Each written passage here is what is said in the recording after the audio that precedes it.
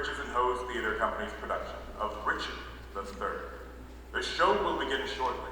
Please take this time to silence or turn off all cellular devices. Anyone found taking flash photographs or letting their phones ring during my soliloquies will promptly be sentenced to the Tower of London. Should you need to flee for your life, please walk to the nearest exit, either at the front right or rear of the theater. Stay clear of the aisle during the performance to allow me to make suitably dramatic entrances. There will be a 15-minute intermission with refreshments available in the lobby. And before you ask, no, they are almost certainly not poison. Now, please sit back, relax, and enjoy my show.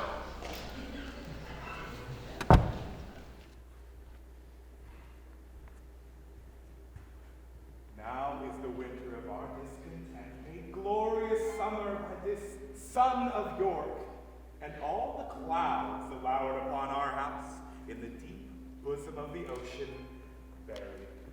Now are our brows bound with victorious wreaths, our bruised arms hung up for monuments, our stern alarums changed to merry meetings, our dreadful marches to delightful measures.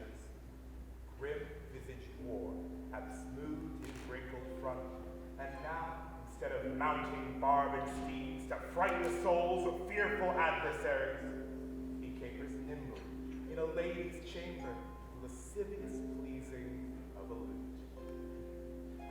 But I am not shaped for sportive tricks, nor made to court an amorous looking glass. I, that am rudely stamped and want love's majesty to strut before a wanton ambling nymph. I, that am curtailed of this fair proportion, cheated of feature by dissembling nature, deformed, unfinished, sent before my time into this breathing world scarce half made up, and that so lamely and unfashioned that dogs bark at me as I halt by them. Why I, in this weak, piping time of peace, have no delight to pass away the time, lest spy my shadow in the sun, and descant on my own deformity.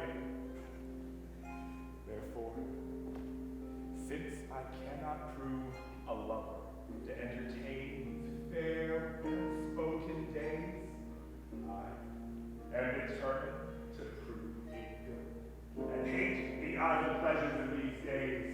What have I laid? Seductions, dangers, of drunken prophecies, libels, and dreams, to set my brother Clarence and the king in deadly hate, the one against the other. And if King Edward be as true and just as I am subtle, false, and treacherous, this day should Clarence closely be mewed up about a prophecy which says that she of Edward's heirs the murderer shall be. Thy thoughts down to my soul. Here Clarence comes. Brother, good day.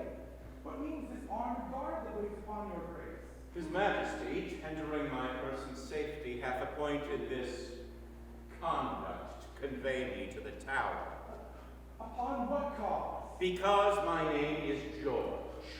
Alas, my lord, that fault is none of yours. You should for that commit your godfathers. Oh, belike his Majesty hath some intent that you shall be new christened in the Tower?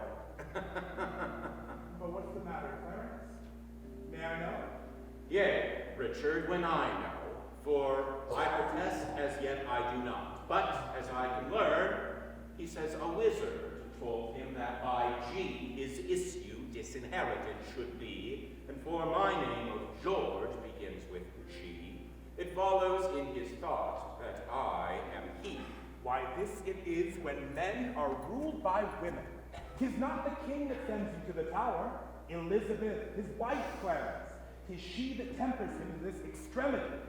Was it not she and that good man of worship, Anthony Woodville, her brother there, that made him send Lord Hastings to the Tower? From whence this present day he is returned. We are not safe, Clarence. We are not safe. By heaven, I think there's no man is secure but the Queen's kindred and night-walking heralds. Heard ye not what an humble suppliant my Lord Hastings was to her for his delivery? Humbly complaining to her deity got my Lord Chamberlain his liberty. I tell you what, I think it is our way, if we will keep in favor with the king, to be her men and wear her livery. I beseech your graces both to pardon me. His majesty hath straitly given in charge that no man shall have private conference of what degree soever with his brother. Even so, and please your worship, Brackenbury, you may partake of anything we say. We speak no treason, man. We say the king is wise and virtuous, and his noble queen, well struck in years, fair and not jealous, and that the queen's kindred are made gentle folk. What say you, sir? Can you deny all this? I beseech your grace to pardon me, and withal prepare your conference with the noble duke. We know thy charge, Brackenbury, and will obey. We are the queen's abjects and must obey. Brother, farewell. I will unto the king, and whatsoever you will employ me in, were it to call King Edward's widow sister, I will perform it and franchise you. Meantime, this deep disgrace in brotherhood touched me deeper than you can imagine. I know it pleaseth neither of us well. Well, your imprisonment shall not be long. Meantime, have patience. I must perforce. Farewell.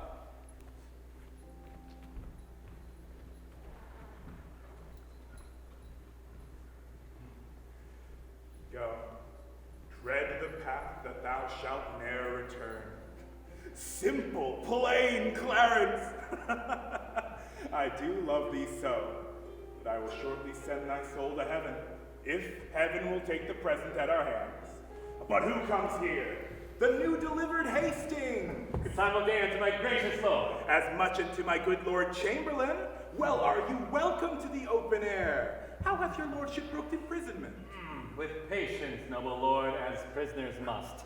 But I shall live, my lord, to give them thanks that were the cause of my imprisonment. No doubt, no doubt.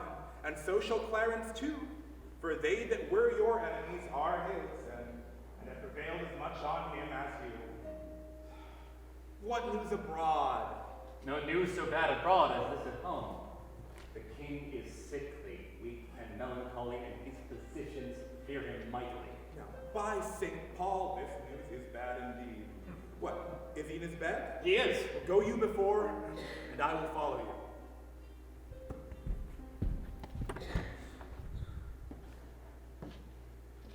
He cannot live, I hope, and must not die till George be packed with post-horse up to heaven. I'll in to urge his hatred more to Clarence with lies well steeled with weighty arguments, and if I fall not in my deep intent, Clarence hath not another day to live. Which done, God take King Edward to his mercy, and leave the world for me to bustle in, for then I'll marry Warwick's youngest daughter. What? I that killed her husband and her father? The readiest way to make the wench amends is to become her husband and her father, the which will I, not also much for love, but for another secret close intent, if I marry her, which I must reach unto. But yet I run before my horse to market.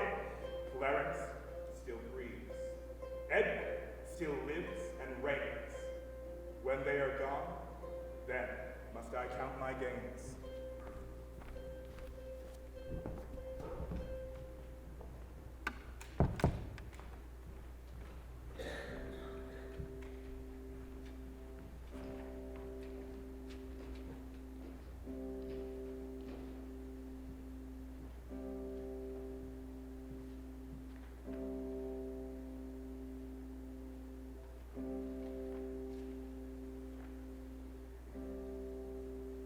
Set down. Set down your honorable load, if honor may be shrouded in a hearse, whilst I a while obsequious lament the untimely fall of virtuous Lancaster. Poor he, cold figure of a holy king. Hail ashes of the house of Lancaster, thou bloodless remnant of that royal blood. Be it lawful that I invocate thy ghost to hear the lamentations of poor Anne, wife to thy Edward, to thy slaughtered son, stabbed by that selfsame hand that made these wounds. Oh, cursed be the hands that made these fatal wounds. Cursed be the heart that had the heart to do it. Cursed the blood that let this blood from hence. More direful appetite, that hated wretch, that made us wretched by the death of thee, than I can wish to adders, spiders, toads, or any creeping venom thing that lives. If ever he have child, aborted be it, prodigious and untimely brought to light, whose ugly and unnatural aspect may fright the hopeful mother at the view, and not be heir to his unhappiness. If ever he have wife, let her be made as miserable by the life of thee as I am made by my poor lord and thee.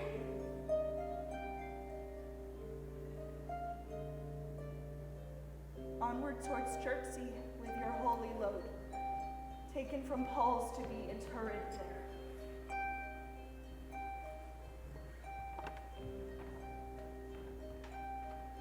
there.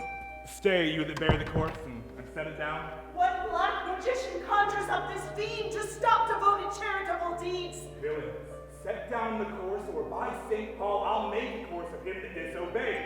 My lord, stand back and let the coffin pass. Unmannered dog, stand thou when I command, or by St. Paul I'll strike thee to my foot, and spurn upon thee, beggar, for thy boldness. What? Do you tremble? Are you all afraid? Alas, I blame you not, for you are mortal, and mortal eyes cannot endure the devil. Sweet saint, for charity be not so cursed. Foul devil, for God's sake, hence and trouble us not, for thou hast made the happy earth thy hell, filled it with cursing cries and deep exclaims. If thou delight to view thy heinous deeds, behold the pattern of thy butcheries. Gentlemen, see,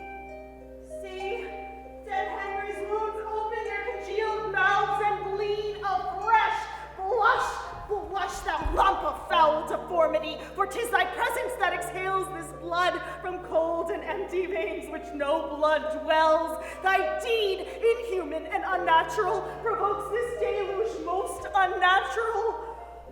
O God, which this blood made, revenge his death. O earth, which this blood drinks, revenge his death. Either heaven with lightning strike the murderer dead, or earth gape open wide and eat him quick, as thou dost swallow up this good king's blood, which his hell-governed art hath butchered. Lady, you know no rules of charity, which renders good for bad, blessings for curses. Villain, thou knowest no law of God nor man, no beast so fierce, but knows some touch of pity. But I know none, and therefore am no beast. Oh, wonderful when devils tell the truth. More wonderful when angels are so angry. Vouchsafe the divine perfection of a woman of these supposed evils, to give me leave by circumstance but to acquit myself. Vouchsafe diffused infection of a man for these no evils, but to give me leave by circumstance to curse thy cursed self. Fairer than tongue can name thee, let me have some patient leisure to excuse myself. Fouler than heart can think thee, that canst make no excuse current, but to hang thyself. Say that I slew them not. Why then they are not dead, but dead they are, and devilish slain by thee. I did not kill your husband. Why then he is alive. Nay, he is dead, and slain by Edward's hand. In thy foul throat thou liest. Queen Margaret saw the murderous falchion smoking in his blood, the which thou once didst bend against her breast, but that thy brothers beat aside the point. I was provoked by her slanderous tongue, which laid their guilt upon my guiltless shoulders. Thou wast provoked by thy bloody mind, which never dreamt on aught but butcheries. Didst thou not kill this king? I grant you.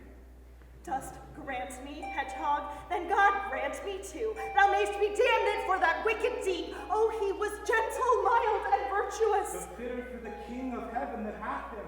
He is in heaven, where thou shalt never be. Let him thank me that hope to send him thither, for he was fitter for that place than earth. And thou unfit for any place but hell. There's one place else, if you will hear me name it. Some dungeon. Your bedchamber. Ill rest betide the chamber where thou liest. So will it, madam, till I lie with you. I hope so. I know so. But gentle Lady Anne, to leave this keen encounter of our wits and fall somewhat into a slower method, is not the causer of the timeless deaths as blameful as the executioner? Thou art the cause, and most accursed effect. Your beauty was the cause of that effect. Your beauty which did haunt me in my sleep to undertake the death of all the world, so I might live 1 hour in your sweet bosom. If I thought that, I tell thee, homicide, these nails would rend that beauty from my cheeks. Eyes could never endure sweet beauty's red. You should not blemish it if I stood by. As all the world is cheered by the sun, so I by that. It is my day, my life. Black night or shade thy day, and death thy life. Curse not myself. Fair creature, thou art both. I would I were to be revenged on me. 'Tis a quarrel most unnatural to be revenged on him that loveth you. It is a quarrel just and reasonable to be revenged on him that slew my husband. He that bereft thee, lady, of thy husband, did it to help thee to a better husband. Doth not breathe upon the earth. He lives that loves thee better than he could. Where is Here.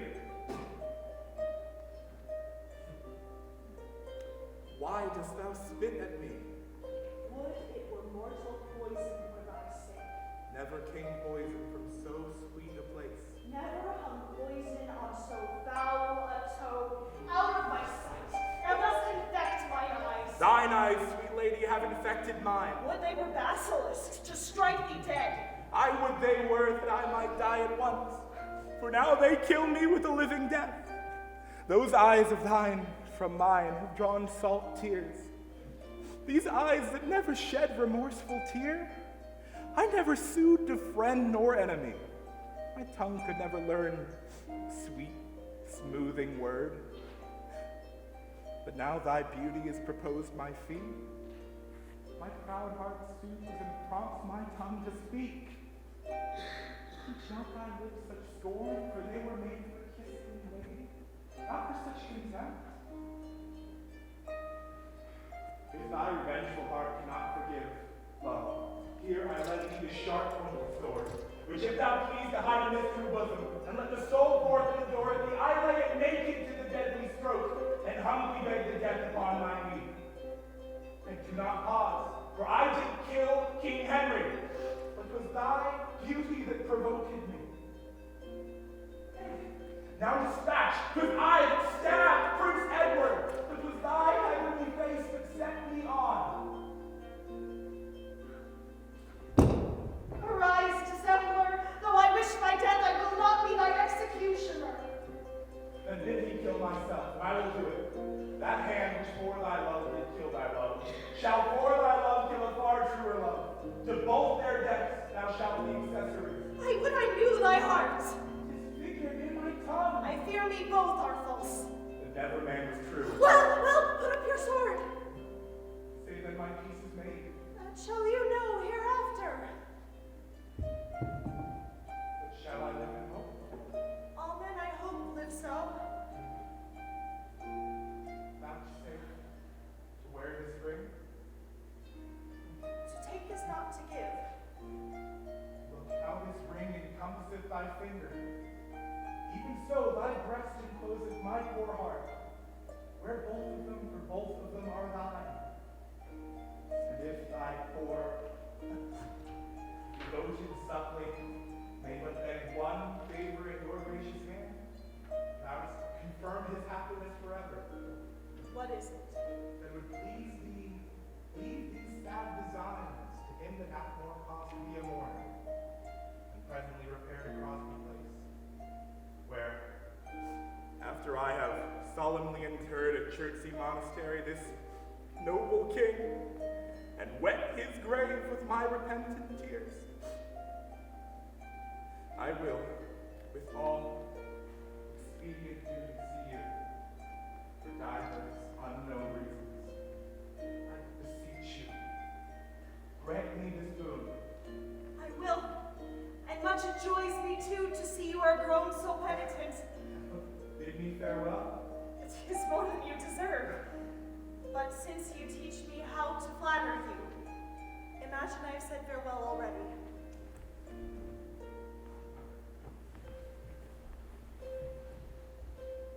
Sirs, take up the course. Towards Chertsey, noble lord? No.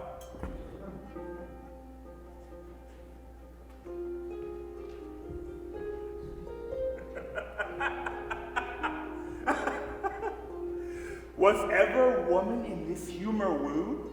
Was ever woman in this humor won? I'll have her, but I'll not keep her long. Why? I that killed her husband and his father? To take her in her heart's extremest hate, with curses in her mouth, tears in her eyes, the bleeding witness of her hatred by, and I, nothing to back my suit at all, but the plain devil and dissembling looks. And yet, to win her, all the world to nothing. Ha! Has she forgot already that brave prince stabbed in my angry mood at Tewkesbury?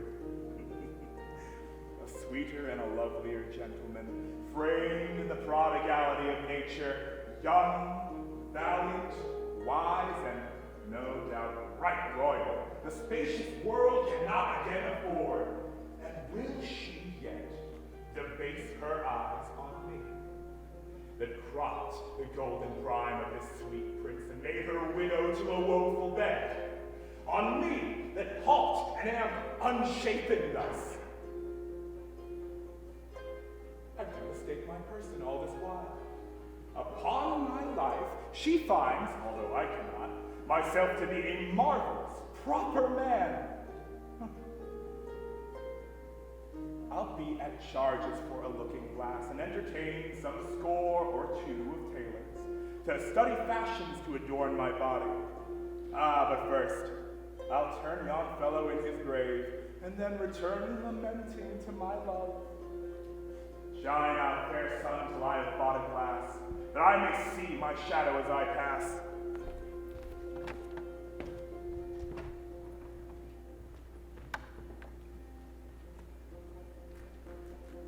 Have patience, madam. There's no doubt His Majesty will soon recover his accustomed health.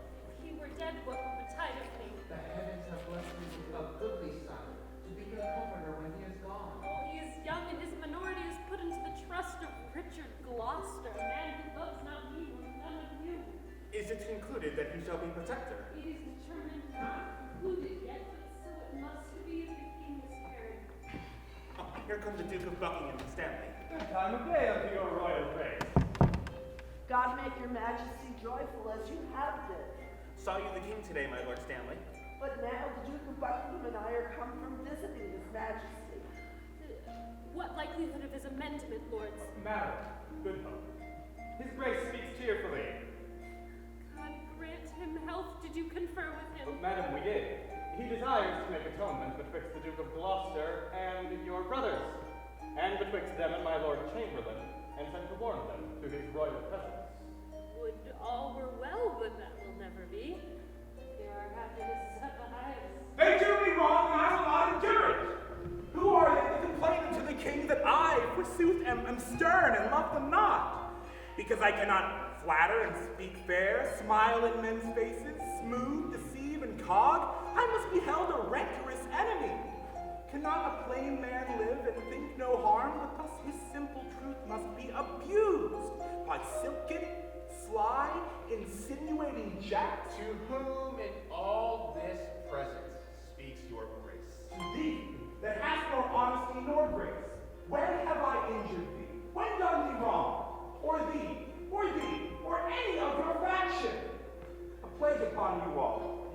His royal person, whom God preserve better than you would wish, cannot be quiet scarce a breathing while, but you must trouble him with lewd complaints. Brother of Gloucester, you mistake the matter. The king of his own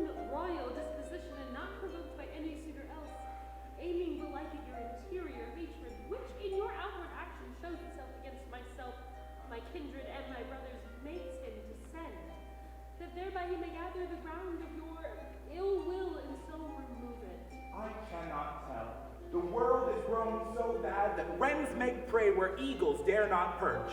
Since every jack became a gentleman, there's many a gentle person made a jack. Come, come, Brother Gloucester, we know your meaning. You envy my advancement and my friends. God grant we never may have need of you. Meantime, God grants that we have need of you. Your brother is imprisoned by your means. Myself, disgraced. The nobility held in contempt.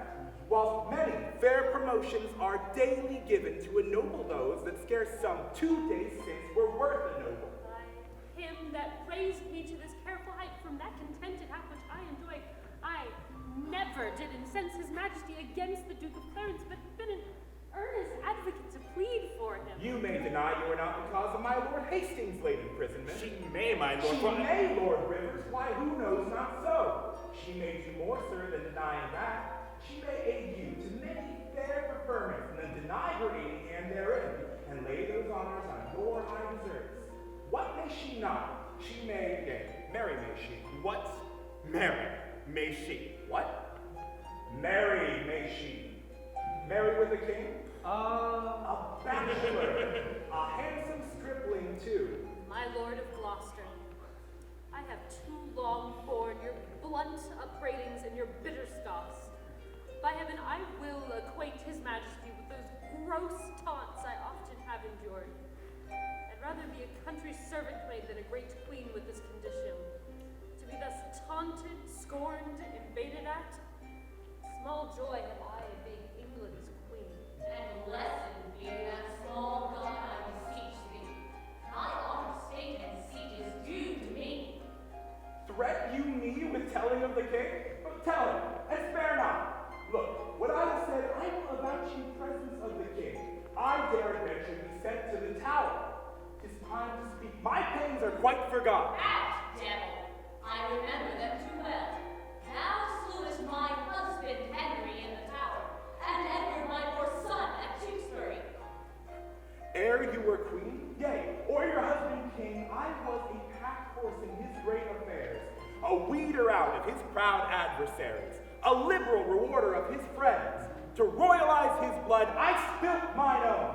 Yea, and much better blood than his or thine. In all which time, you and your husband Grey were factious for the house of Lancaster. And Rivers, so were you. Was not your husband in Margaret's battle at St. Albans slain? Let me put in your minds, if you forget, what you have been ere now and what you are. Withal, what I have been and what I am. A murderous villain, and so still thou art. I would to God my heart were flint like Edward's, or Edward soft and pitiful like mine. I am too childish foolish for this world. I lead to hell for shame and leave the world, thou Catholic demon. There thy kingdom is. My lord of Gloucester, in those busy days which here you urge to prove us enemies, we follow then our lord, our lawful king. So should we you if you should be our king. If I should be. I would rather be a peddler. Far be it from my heart the thought of it. As little joy, my lord, as you suppose you would enjoy, were you this country's king. As little joy may you suppose in me that I enjoy, being the queen thereof. A little joy enjoys the queen thereof, for I am she, and altogether joyless. I can no longer hold me patient. Hear me, you wrangling pirates, that fall out in sharing that which you have pilled from me. What? Were you snarling all before I came? And turning now your hatred all on me?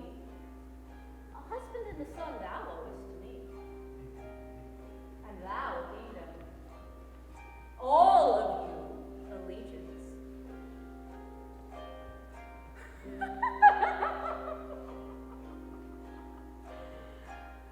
Oh, gentle villain, do not turn away. Thou wrinkled witch, what makest thou in my sight? Wert not thou banished on pain of death? I was. Thought I to find more pain in banishment than death can yield me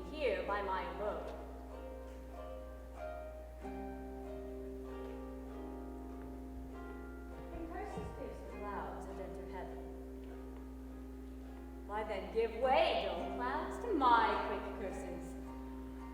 If not by war, by surfeit die your king, as ours by murder to make him a king.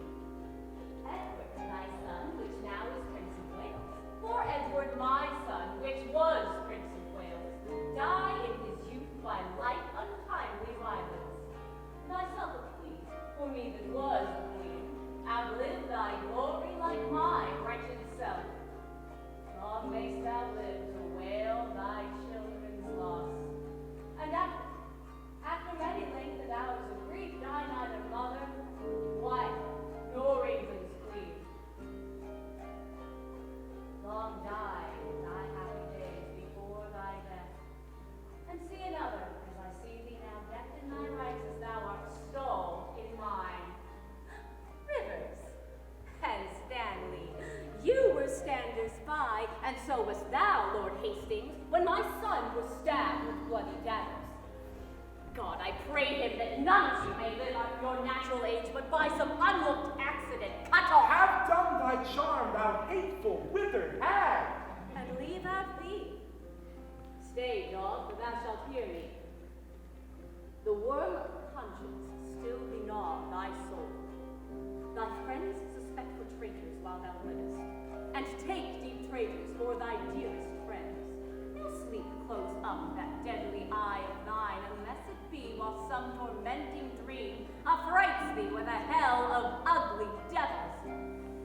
Thou elvish marked abortive rooting hog, thou that was sealed in thy nativity, the slave of nature and the son of hell. Thou slander of thy mother's heavy womb, thou loathing issue of thy father's loins, thou rat of honor, thou detested Richard! Huh? I called thee not. Oh, I do cry thee mercy, for I had thought thou hadst called me all these bitter names. Why, so I did, but looked for no reply. Oh, let me make the period to my curse. 'Tis done by me and ends in Margaret. Thus have you breathed your curse against yourself. Poor painted queen, vain flourish of my fortune. Why strewest thou sugar on that bottled spider, whose deathly web ensnareth thee about? Fool! Fool! Thou lett'st the night to kill thyself. The time will come when thou shalt wish for me to help thee curse that poisonous bunch-backed toad. Dispute not with her, she is a lunatic. Peace, mistress princess. You are malapert. Your fire, your stamp of honor, is scarce current. Oh, that your young nobility could judge, but 'twere to lose it and be miserable. They that stand by have many glass to shake them, and when they fall, they dash themselves to pieces. Good counsel, Mary. Learn it, princess. Such of you, my lord, as much as me. Yea, and much more so. But I was born so high, our eyrie buildeth at the cedar's top, and dallies with the wind, and scorns the sun. And turns the sun to shame. Alas, witness my son, now in the shade of death, whose bright outshining beams thy cloudy wrath have in eternal darkness folded up. Oh God, your airy buildeth in our Aries nest. Oh God that seest it, do not suffer it, as it was won with blood, lost be it so. Have done. For shame, if not for charity. Oh, it's neither charity nor shame to me. Have done. Have done. Oh, princely Buckingham, I kiss thy hand in sign of league and amity with thee. Now fair befall thee and thy noble house. Thy garments are not spotted with our blood. Oh, Buckingham, take heed of yonder dog. Look, when he fawns, he bites.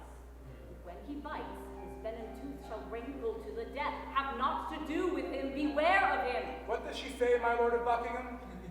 Nothing that I respect, my gracious lord. What? Dost thou scorn me for my gentle counsel? And soon the devil that I warn thee from. Oh, but remember this another day, when he shall split thy very heart with care, and say, Poor Margaret was a prophetess.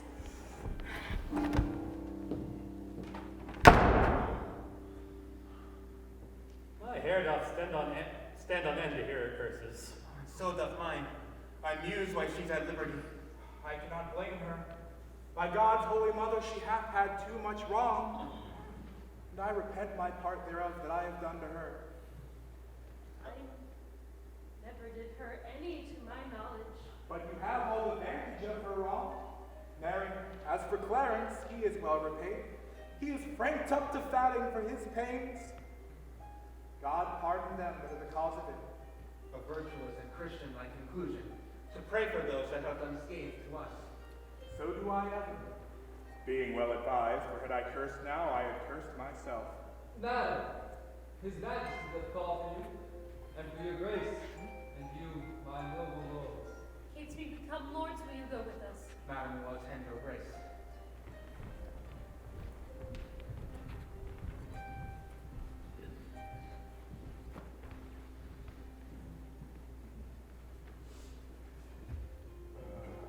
I do the wrong and first begin to brawl. The secret mischiefs that I set approach, I lay into the grievous charge of others.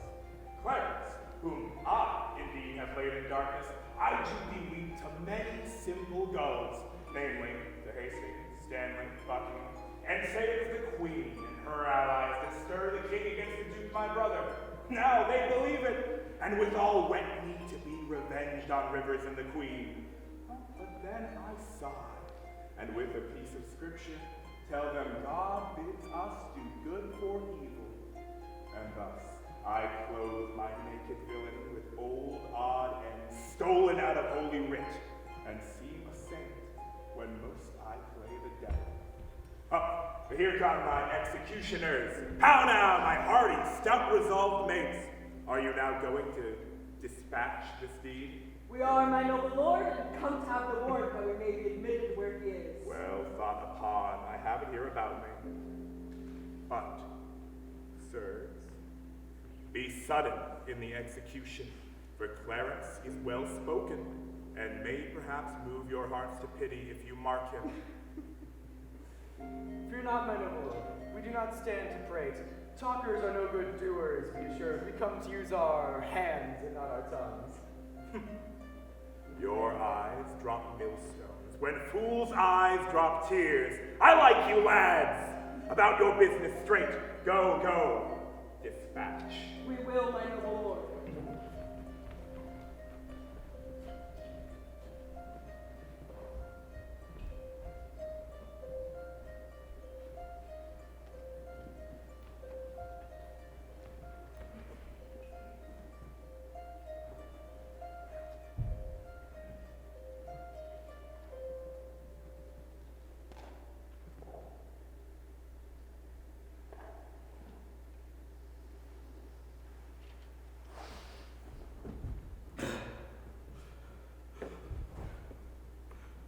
Why looks your grace so heavily today?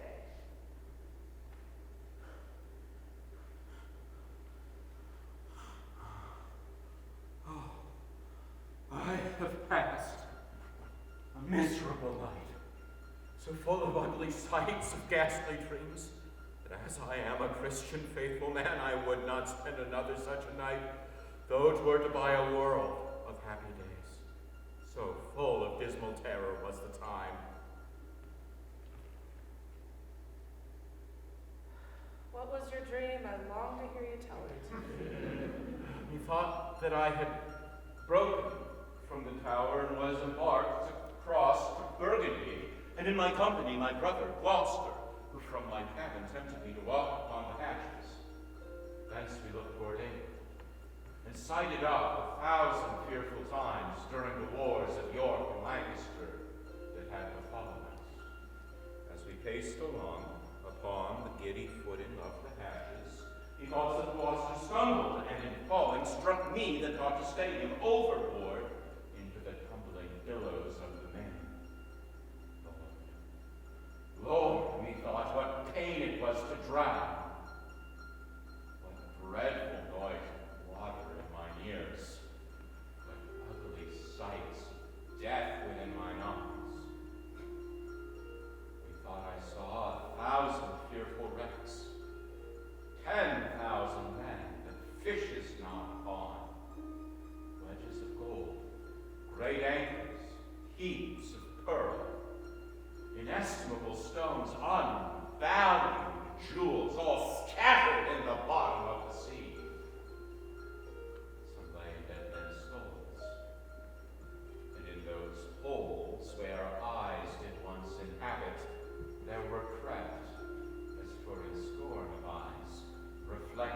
gems that woo the slimy bottom of the deep and mocked the dead bones that lay scattered by.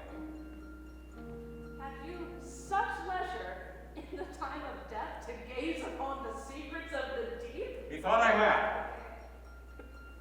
And often did I strive to yield the ghost, but still the envious flood kept in my soul, would not let it forth, to seek the empty, vast, and wandering air. Awake you not with this sore agony? Oh no. My dream was lengthened after life. Oh, then began the tempest to my soul, which passed, methought, the melancholy flood, with that grim ferryman that poets ride unto the kingdom of eternal night. The first to bear that greet my stranger soul, a shadow, like an angel with bright hair, dabbled in blood. He squeaked out aloud, Clarence is come, false, meeting, perjured Clarence, that stabbed me in the field by Tewkesbury. Seize on him, Furies, take him to your torments. For that methought a legion of foul fiends environed me about, howled in my ear such hideous cries, that with the very noise I trembling went, and for a season after could not believe but that I was in hell. Such hideous impression made the dream. No marvel, my lord, whether it frighted you. I promise I'm afraid to hear you tell it. Oh, Brackenbury, I have done these things, which now bear evidence against my soul, for Edward's sake. And see how he requites me. Oh, God, if my deep prayers cannot please thee, but still thou wilt be avenged on my misdeeds, yet execute thy wrath in me alone. Oh, spare my guiltless and my poor children. I pray thee, gentle keeper, stay by me. My soul is heavy. Let me sleep.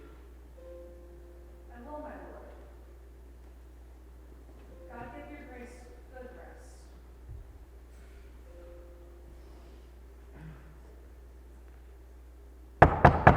Oh, who's here?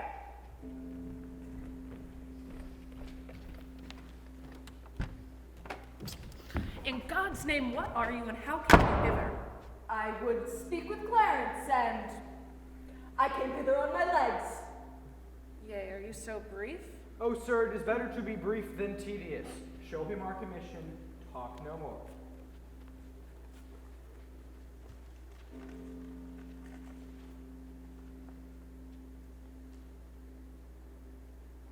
I am in this commanded to deliver the noble Duke of Clarence to your hands.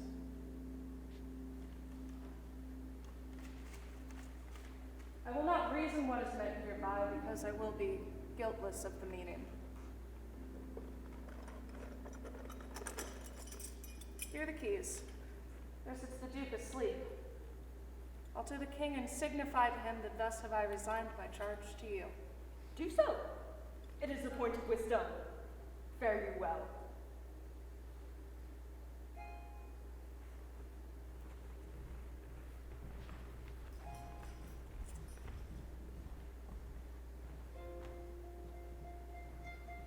What, shall we stab him sleeping? No, then you'll say 'twas done cowardly when he wakes. When he wakes, why, fool, he shall not wake till the judgment day. Why, then he will say we stabbed him sleeping. The urging of that word, judgment, hath bred a kind of remorse in me. What? Art thou afraid? Not to kill him, have no warrant for it, but to be damned for killing him, from which no warrant can defend us. I thought thou hast been resolute. So I am. So let him live. Back to the Duke of Gloucester, tell him so. I pray thee stay a while. I hope my holy humor will change.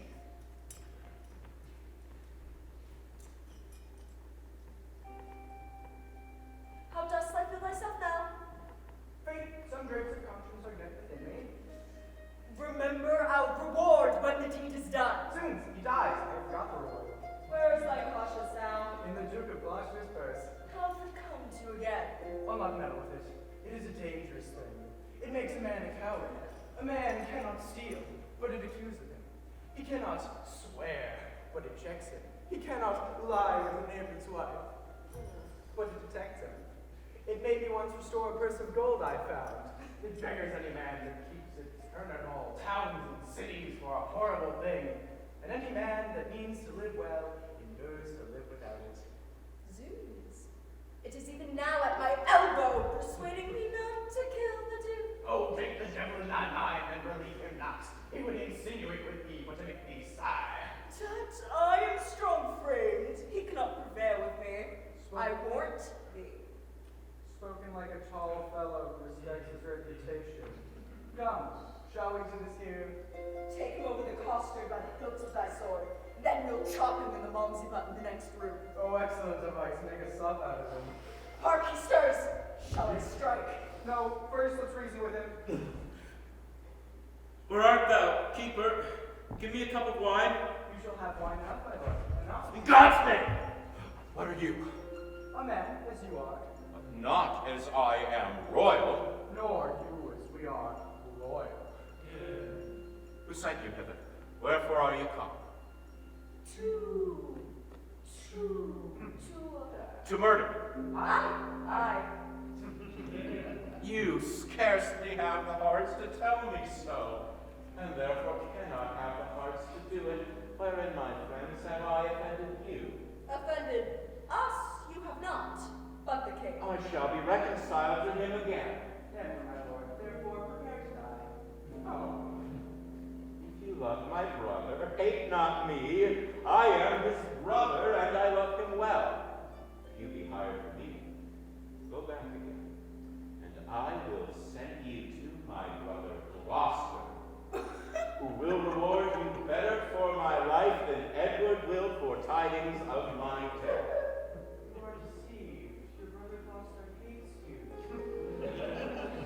Oh no, he loves me, and he holds me dear. Oh, do not slander me, for he is kind. Right, as snow in harvest. Thou deceivest thyself. 'Tis he that sent us hither now to slaughter thee. Cannot be, for when I parted with him, he hugged me in his arms and swore with sobs that he would labor my delivery. Why, so he doth. He delivers thee from this world's thraldom to the joys of heaven. Make peace with God, for you must die, my lord. Hast thou that holy feeling in thy soul to counsel me to make my peace with God, and art thou yet to thine own soul spellblind, that thou wilt war with God by murdering me? Ah, sirs, consider. He that set you on to do this deed will hate you for the deed. What shall we do? Relent and save your souls. Relent, 'tis cowardly and womanish. Not to relent is beastly, savage, devilish. My friend, I spy some pity in thy looks. Oh, if thine eye be not a flatterer, come thou on my side and entreat for me as you would beg were you in my distress. A begging prince, what beggar pities not? Look behind you, my lord. Take that!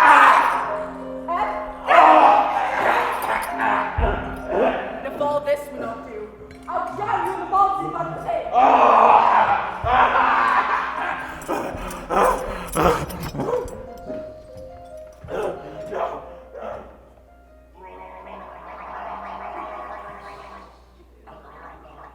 A bloody deed, and desperately dispatched. How fain, like Pilate, would I wash my hands of this most grievous, guilty murder done. How now? What meanest thou that thou helpst me not? By heavens, the Duke shall know how slack thou art. I would he know that I saved his brother. Take thou the fee, for I repent. The Duke is slain. So do not I. Go, coward as thou art, when I have my need. I must away, for this will out, and here I must not stay.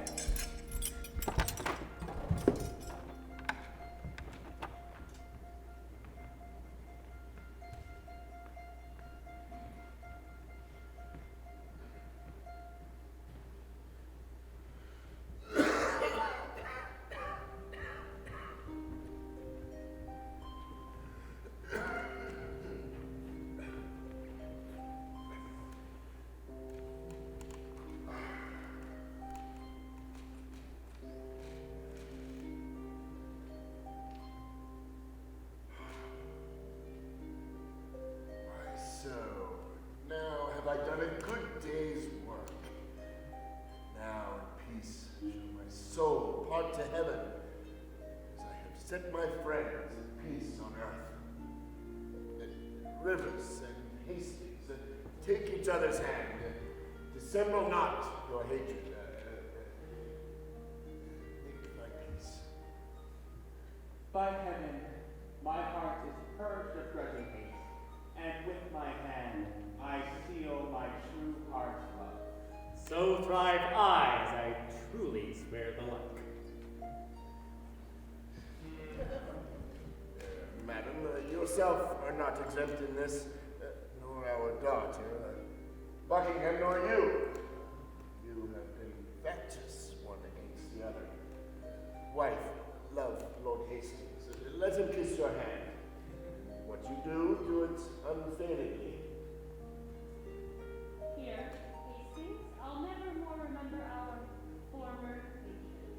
So thrive I in mine. This interchange of love I protest upon my part shall be inviolable. So swear I, Princess.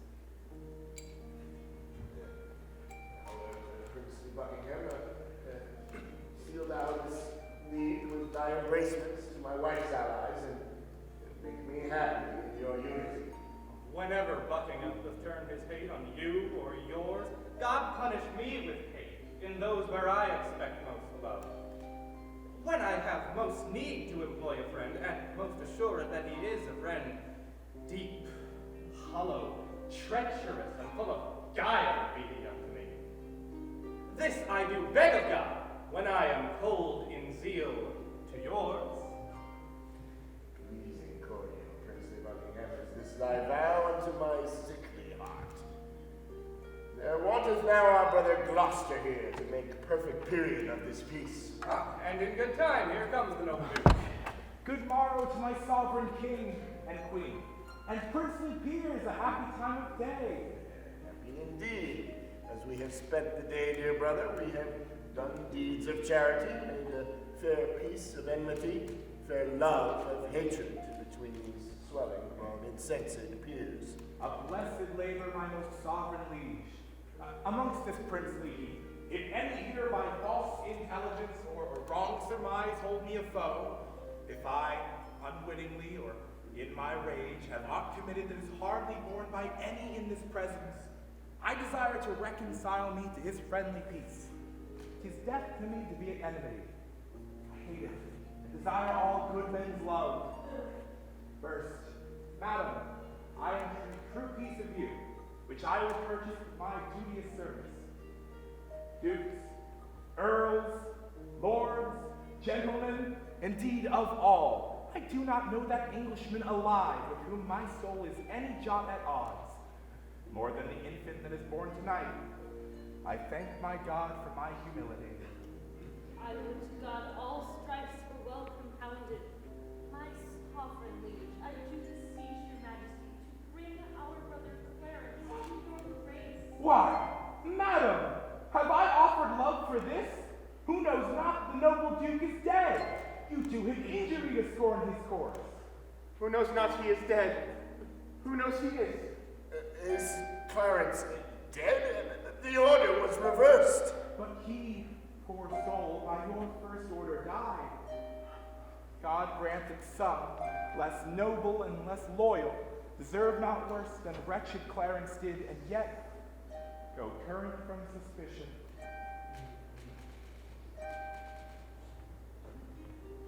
Look, my sovereign, for my service done. I prithee peace now. My soul is full of sorrow. I will not rise unless your highness grants.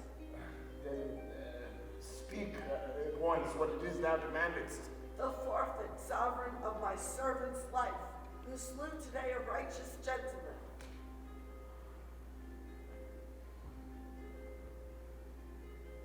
Have I a tongue to doom my brother's death?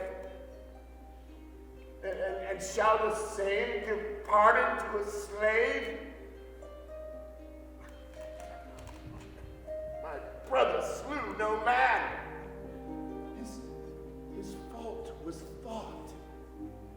and yet his punishment was cruel death. Who soothed me for him? Who in my rage kneeled at my feet and begged me, be advised? Who spake of brotherhood? Who spake of love? Who, in the field like Tewkesbury, when Oxford had me down, he rescued me and said, dear brother, live and be a king.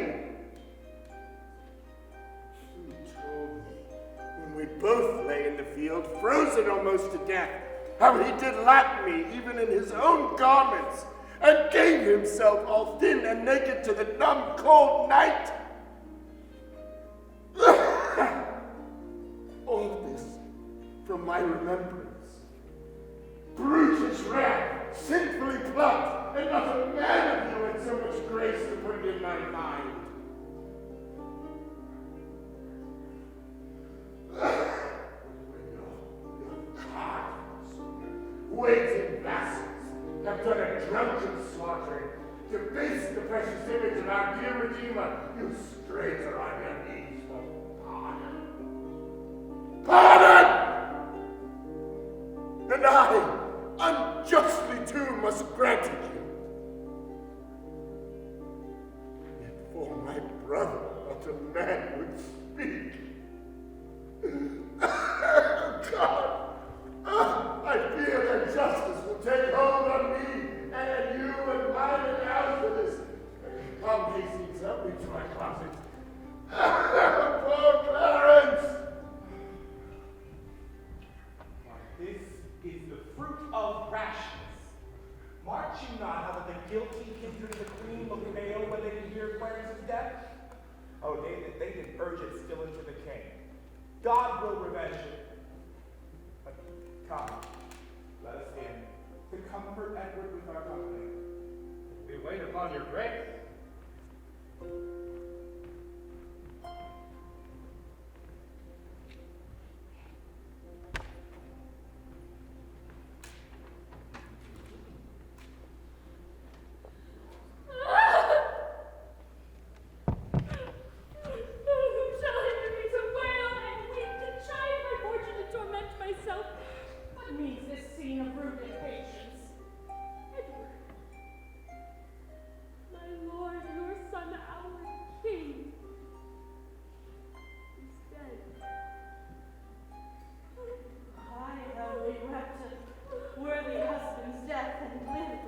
On his images, but now 2 mirrors of his princely semblance are cracked in pieces by malignant death. Edward and Clarence, thou art a widow, yet thou art a mother, and hast the comfort of thy children left thee. But death hath snatched my husband from my arms, and plucked 2 crutches from my feeble limbs. Oh, what cause have I, thine being but a moiety of my grief, to overgo thy plaints and drown thy cries? Give me no help in meditation, not bear to bring forth complaints for my husband, my dear Lord Edward. Alas, I am the mother of these moans. For all your tears, I am your sorrow's nurse, and will bear her with lamentation. Comfort, dear mother. And bethink you, like a careful mother of a young prince your son, send straight for him, let him be crowned, in him your comfort lives. Drown desperate sorrows in dead Edward's grave, and plant your joys in living Edward's throne.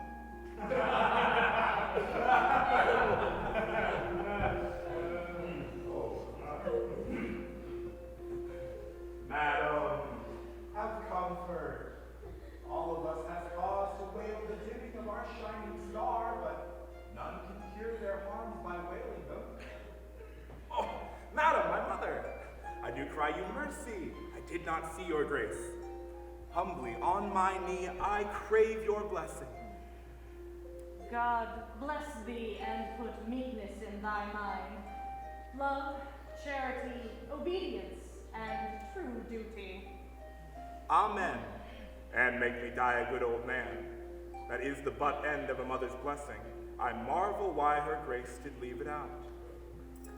Though we have spent our harvest of this king, we are to reap the harvest of his son.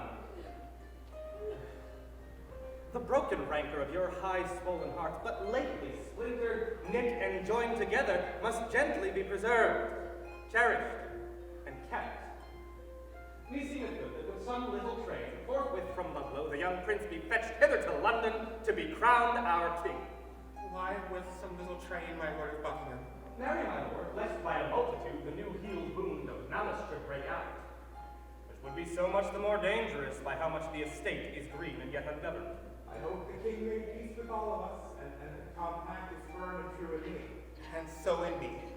And so I think in all. Yet since it is but green, it should be put to no apparent likelihood of breach, which happily by much company might be urged. Therefore I say with noble Buckingham, that it is meet so few should fetch the prince. And so say I. Then be it so, and go we to determine who they shall be that spring shall post the Ludlow. But madam, and you, my mother, will you go to give your censures in this weighty business?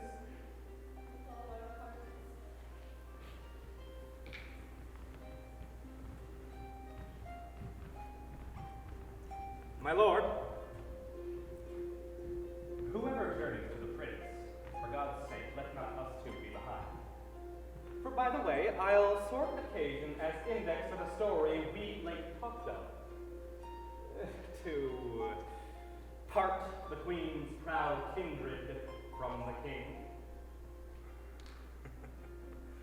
My other self, my counsels consistory, my oracle, my prophet, my dear cousin, I, like a child, will go by thy direction, but towards Ludlow then, for we'll not stay behind.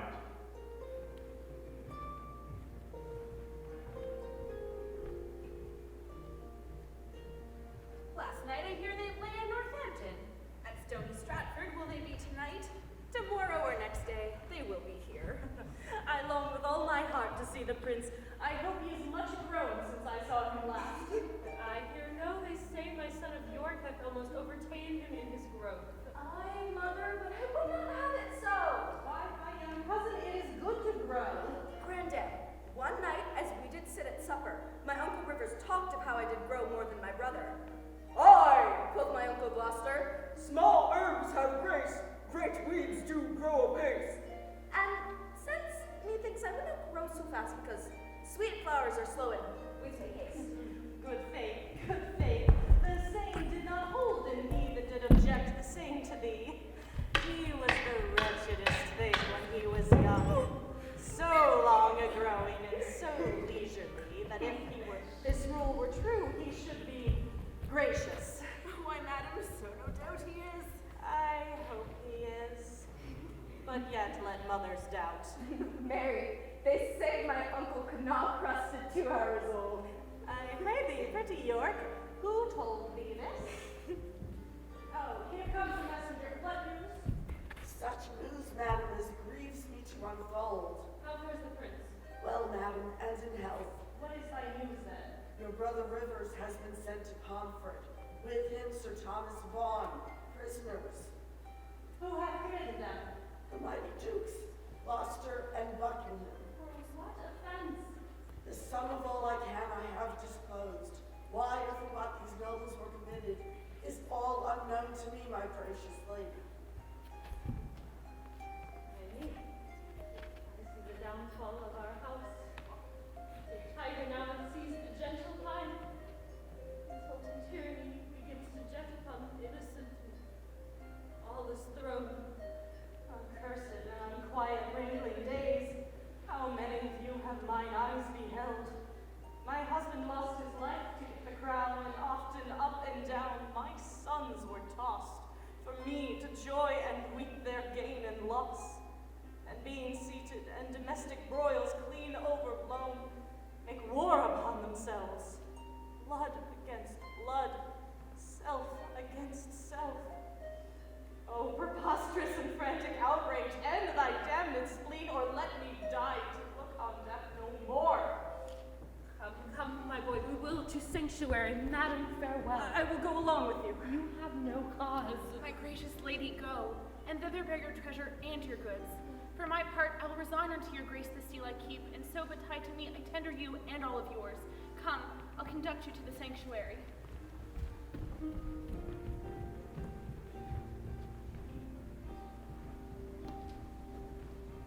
Welcome, sweet prince, to London, to your chamber. I want more uncles here to welcome me.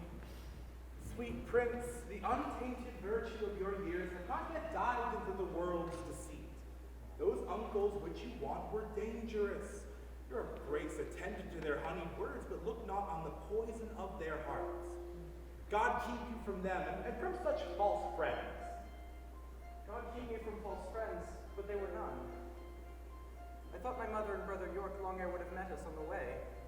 If I were to slug Hastings is, do not come whether they will come or no. Oh, and in good time, here comes the sweating lord. My lord, will our mother come? On what occasion? God, he knows not I, the queen your mother and your brother York have taken sanctuary.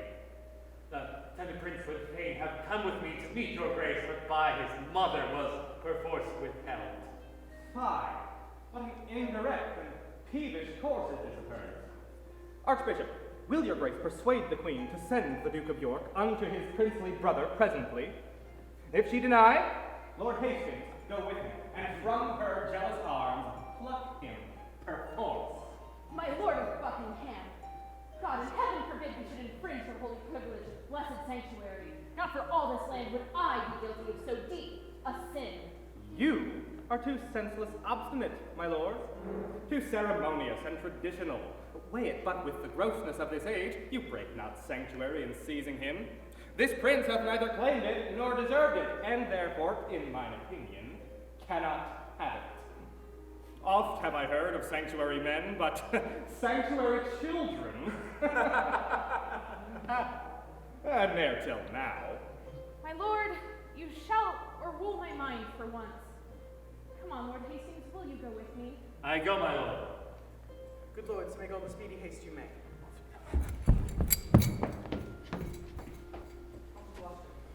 If our brother come, where shall we sojourn till our coronation? Where it seems best into your royal self. If I may counsel you, some day or two your highness shall repose you at the Tower. I do not like the Tower of any place. Did Julius Caesar build that, my cousin? He did, my gracious lord, begin that place, which since succeeding ages have re-edified. So wise, so young, they say you never live long. What say you, uncle? I say, without characters, fame lives long. That Julius Caesar was a famous man, for now he lives in glory, though not in his life. It seems death makes no conquest of his conqueror. I'll tell you what, my cousin Buckingham. What, my gracious lord? And if I live until I be a man, I'll win our ancient right in France again, or die a soldier as I lived a king. Short summers likely have a forward spring. Now, in good time, here comes the Duke of York. Richard of York, how fares our loving brother? Well, my dread lord, so I must call you now. How fares our cousin, noble Lord of York? I thank you, gentle uncle. Oh, my lord, you said that idle weeds are fast in growth. The prince, my brother, hath not come me far. He hath, my lord. Therefore he's idle. Oh, my fair cousin, I must not say so. I pray you, uncle, give me this dagger. My dagger! With all my heart. A greater gift than that I'll give my cousin. A greater gift? No, that's the sword to it. Wouldst thou have my weapon, little lord? I would, so that I might thank you as you call me. How? Little. The Duke of York will be cross and talk, uncle. Your grace knows how to bear with him. You mean to bear me, not bear with me? Uncle, my brother mocks both you and me. Because that I am little, like an ape. He thinks you should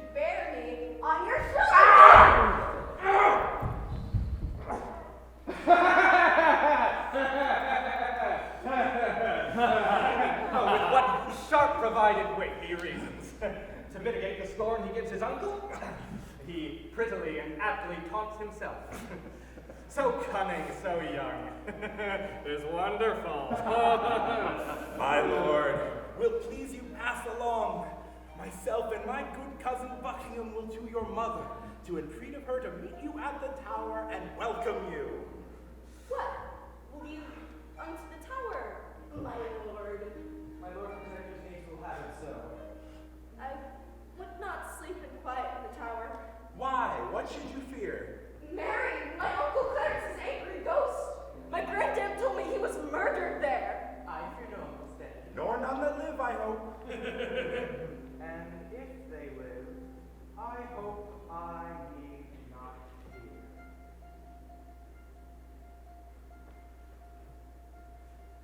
But, thinking on them with a heavy heart, I'm going to the tower.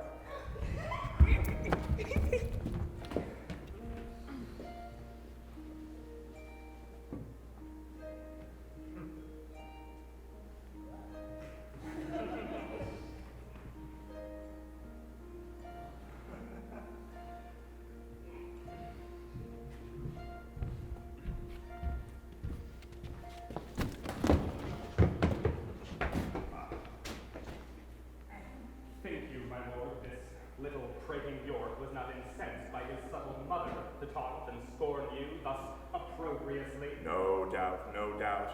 Oh, 'tis a parlous boy. Bold, quick, ingenious, forward, capable. He is all the mother's from the top to toe. Well, let them rest. Come hither, Catesby. What thinkst thou? Is it not an easy matter to make William Lord Hastings of our line for the installment of this noble duke in the seat royal of this famous isle?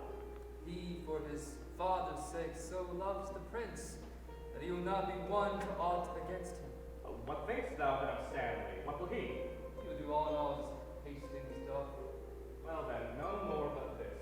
Go, gentle Catesby, and as it were far off, sound thou Lord Hastings how doth he stand affected to our purpose, and summon him tomorrow to the tower to sit about the coronation. For we tomorrow hold divided councils, wherein thyself shalt highly be employed. Commend me to Lord Hastings.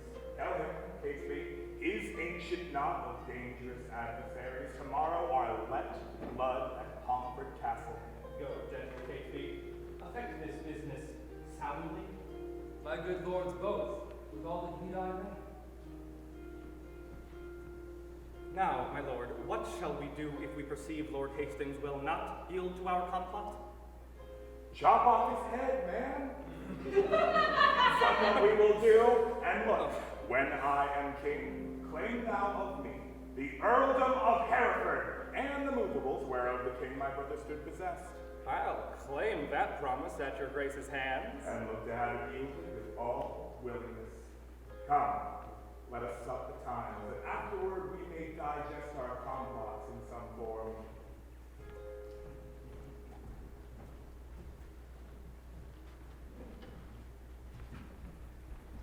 What ho, my lord! Who knocks at the door? A messenger from the Lord Stanley?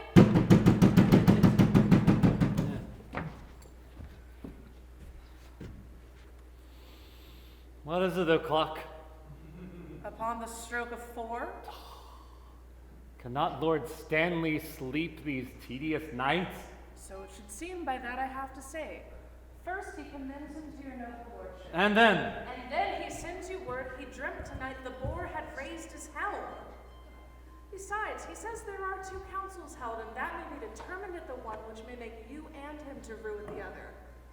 Therefore, he sends to know your lordship's pleasure, if presently you will take horse with him, and with all speed post with him toward the north to shun the danger that his soul divines. Bid him not to fear the separate councils. His honor and myself are at the one, and at the other is my servant Catesby, where nothing can proceed that toucheth us, whereof I shall not have intelligence. And for his dreams, I wonder he is so fond to trust the mockery of unquiet slumber, to fly the boar before the boar pursues, were to incense the boar to follow and make pursuit where he did mean no chase. Go, bid thy master rise, and come to me, and we shall both together to the tower, where he shall see the boar will use us kindly. My gracious lord, I'll tell him what you say.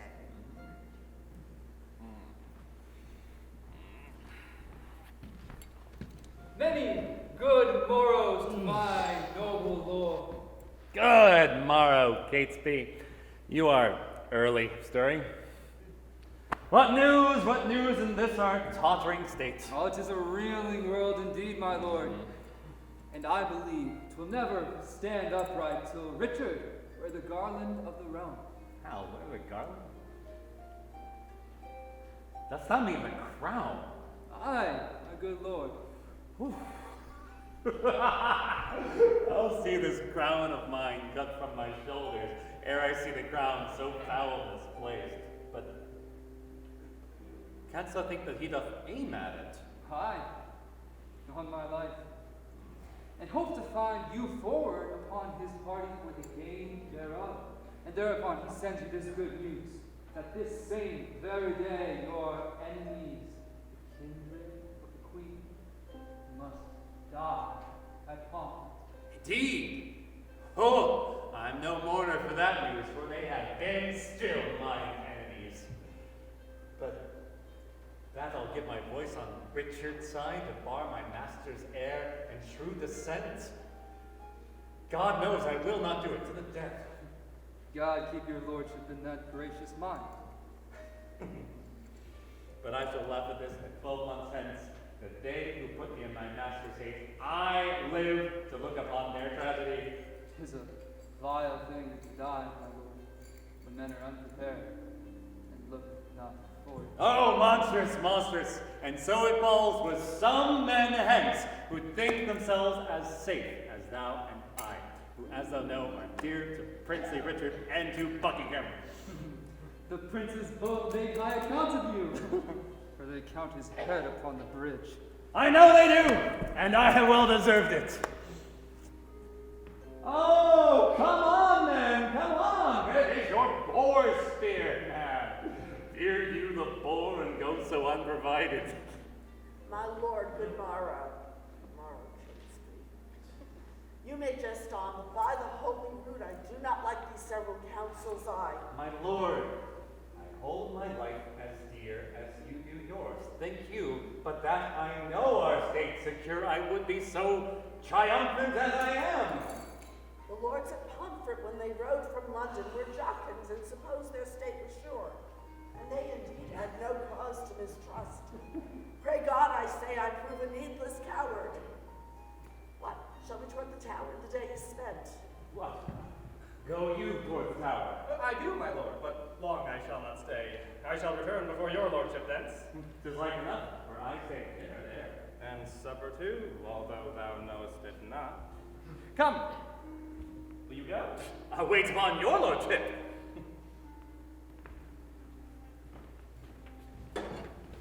Come! Bring forth the prisoner. Sir Richard Ratcliffe, let me tell thee this. Today shalt thou behold a circumcised for duty, for truth, and for loyalty. God keep the prince from all the pack of you. Unless you are a damn bloodsucker! Dispatch. The limit of your life is out. Pomfret, oh thou bloody prison, fatal and ominous to noble peers, we lift thee up our guiltless blood to drink. Now Margaret's curse is gone upon our heads, for standing by when Richard stabbed her son. Make haste.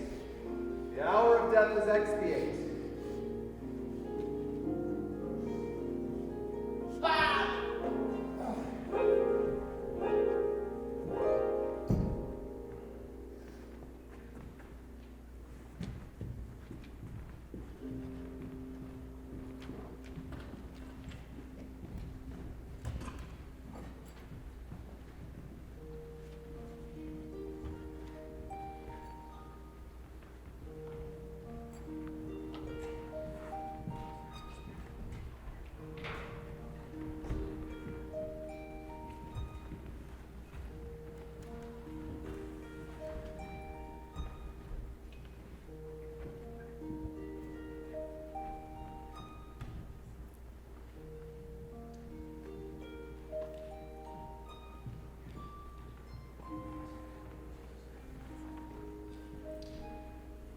My lords, at once! The cause we are met is to determine of the coronation. In God's name, speak. When is the royal day? Are all things fitting for that royal time? It is, and wants the nomination. Tomorrow, then, Judge, a happy day? Who knows the Lord Protector's mind herein? Who is most inward with the royal duke? Your Grace, we think, should see this know his mind? Who, I, my lord? I? We know each other's faces, but for our hearts he knows no more of mine than I of yours, nor I no more of his than you of mine. Lord Hastings, you and he are near in love. I thank your grace. I know he loves me well, but for his purpose in the coronation, I have not sounded him, nor he delivered his gracious pleasures any way therein. But you, my lords, may name the time in the Duke's behalf. I'll give my voice, which I presume he'll take in gentle hearts. Now in good time. Here comes the Duke himself. Ah, my noble lords and cousins all, good morrow. I have been long a sleeper, but I hope my absence doth neglect no great designs, which by my presence might have been concluded. Have you not come upon your view, my lord? William Lord Hastings hath pronounced your part. I mean, your voice for crowning of the king. Then, my Lord Hastings, no man might be bolder. His lordship knows me well and loves me well. I thank your grace. My Lord Archbishop, My lord. when I was last in Holborn, I saw good strawberries in your garden there. I beseech you, send for some of them. Marry, and will, my lord, with all my heart. Cousin of Buckingham, a word with you?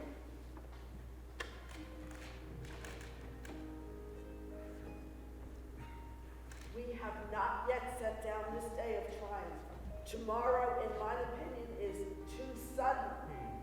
His grace looks cheerfully and smooth today. There's some conceit or other that likes him well when he doth bid good morrow with such a spirit. I think there's never a man in Christendom that can less hide his love or hate than he, for by his face straight shall you know his heart.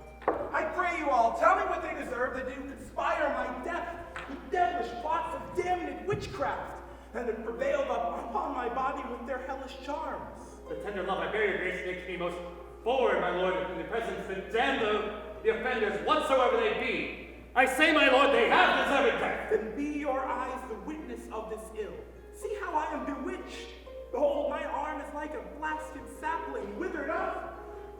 And this is Edward's wife, that monstrous witch, that by her witchcraft thus have marked me.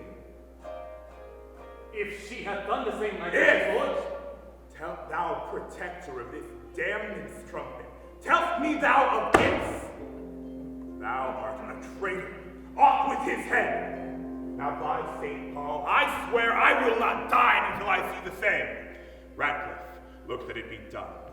The rest that love me, rise and follow me.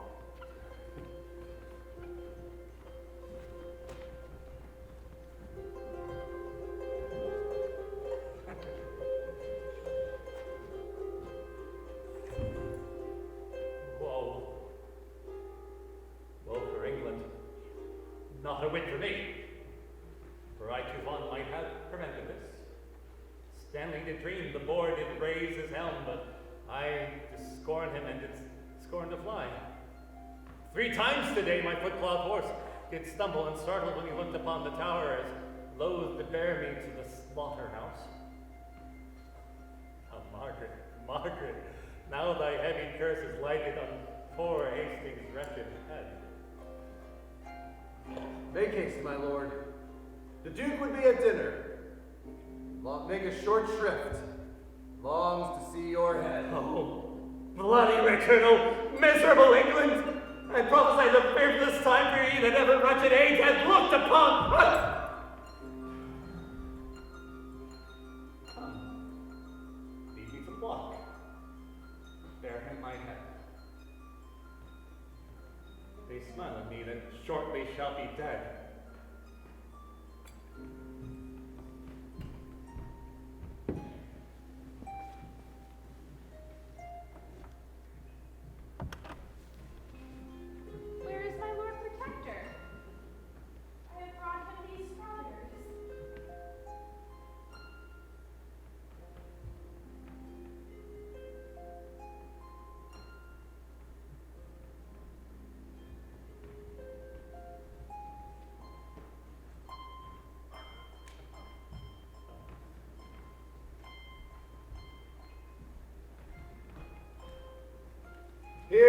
ahead of that ignoble traitor. Dangerous, and unsuspected Hastings.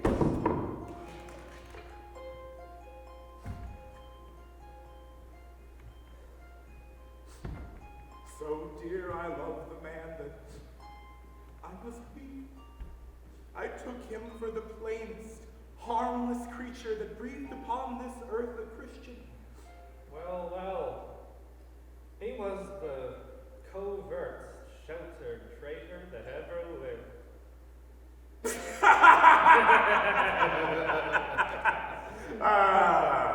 Go. After Cousin Buckingham. The mayor, towards Guildhall, I see in all posts. There, at your meet's advantage of the hour, infer the bastardy of Edward's children. Moreover, urge his hateful luxury and bestial appetite in change of lust, which stretch to their servants, daughters, wives, even where his lustful eye or savage heart, without control, listed to make his prey. Nay, for in me, thus far come near my person. Tell them that when that my mother went with child of that unsatiate Edward, noble York, my princely father, then had wars in France, and by just computation of the time, found that the issue was not his begat. But touch this sparingly, as we're far off. For you know, my lord, my mother lives. Fear not, my lord. I'll play the orator as if the golden fee for which I plead were for myself. And so, my lord, adieu. Now will I in to take some privy order and to give notice that no manner of person at any time has recourse into the princes.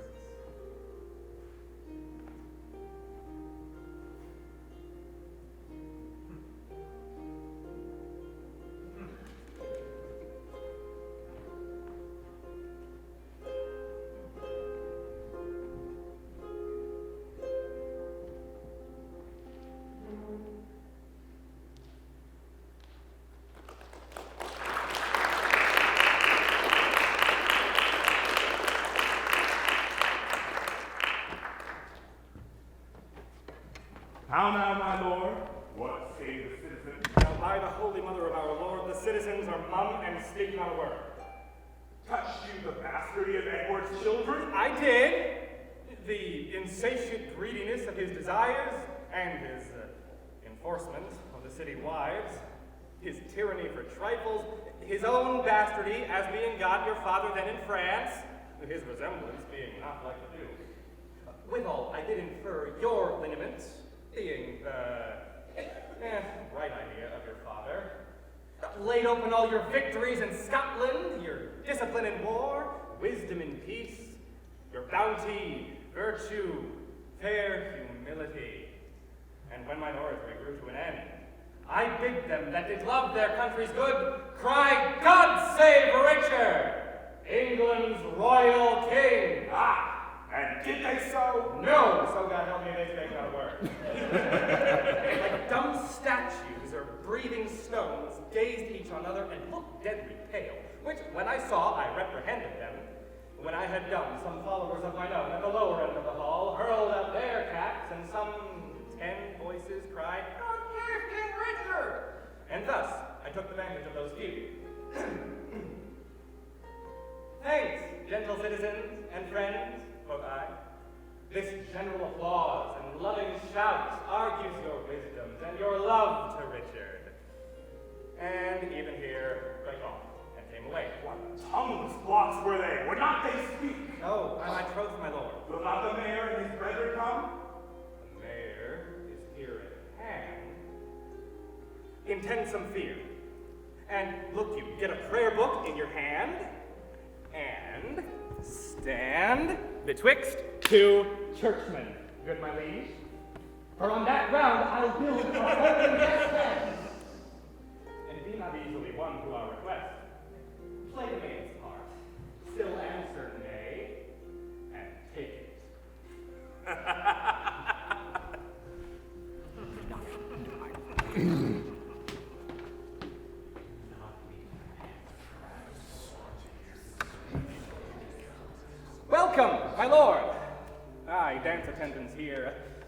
think the Duke will not be spoke withal.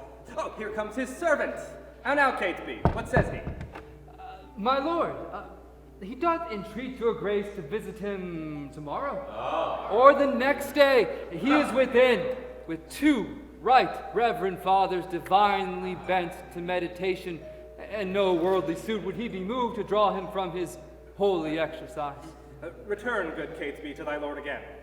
Tell him myself, the mayor, and citizens, in deep designs and matters of great moment, no less important than our general good, are come to have some conference with his grace. I'll tell him what you say, my lord. My lord, this prince is not an Edward. He is not lolling on a lewd day bed, but on his knees at meditation.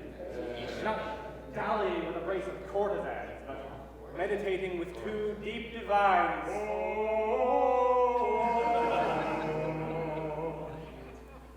Happy were England, would this gracious prince take on himself the sovereignty thereof. But sure I fear we shall ne'er win him to it. Mary, God forbid his grace should say us, nay. I fear he will. How now, Catesby, what says he? My lord, he wonders to what extent you have assembled such troops of citizens to speak with him, his grace not being warned thereof before. My lord, he fears you mean no good to him. Sorry I am my noble cousin should suspect me, that I mean no good to him. By heaven, I come in perfect love to him. And so, once more, return and tell his grace. When holy and devout religious men are at their deeds, 'tis hard to draw them thence. So sweet is zealous contemplation.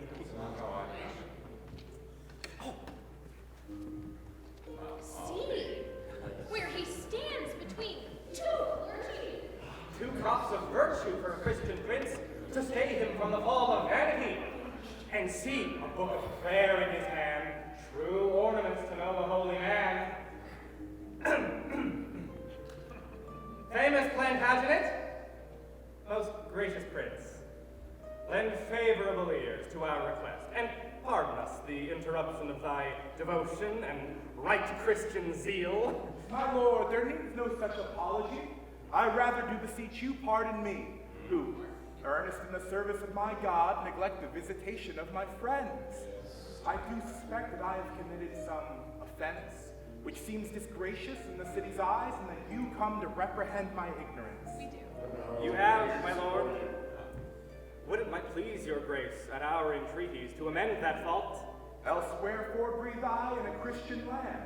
Then know it is your fault that you resigned the supreme seat, the throne majestical, the sceptered office of your ancestors, your right of fortune and your due of birth to the corruption of a blemished stock.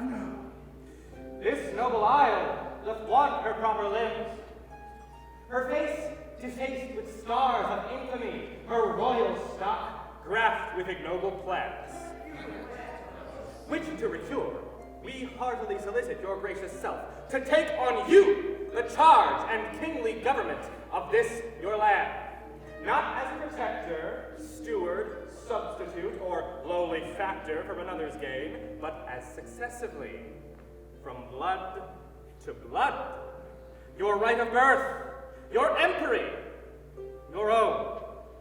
In this just suit, come I to move your grace.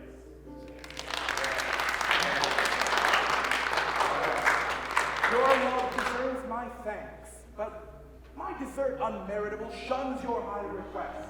First, if all obstacles were cut away, and let my path were even to the crown, yet so much is my poverty of spirit, so mighty and so many my defects, as I would rather hide me from my grace, than in my graces covet to be hid.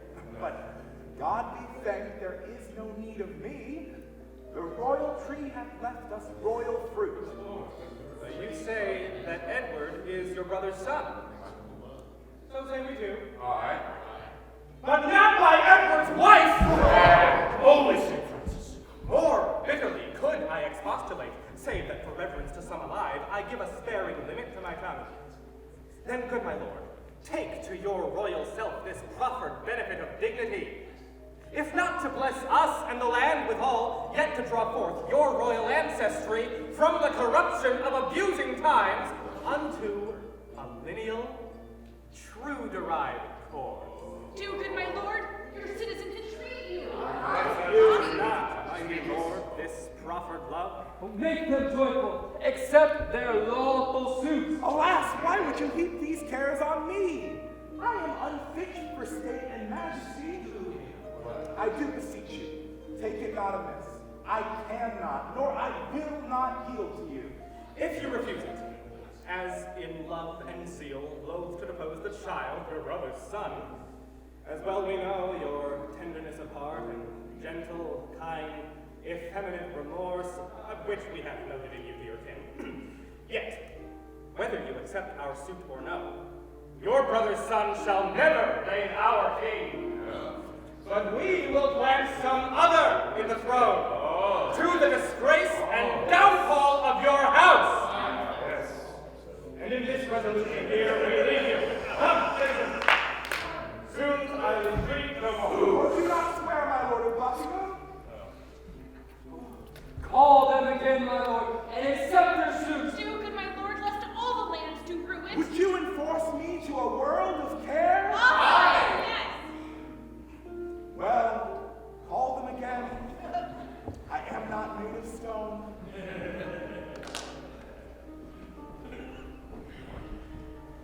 Cousin of Buckingham, and you, sage, grave men, since you will buckle fortune on my back, to bear her burden whether I will or no, I must have patience to endure the load, for God he knows, and you may partly see how far I am from the desire thereof.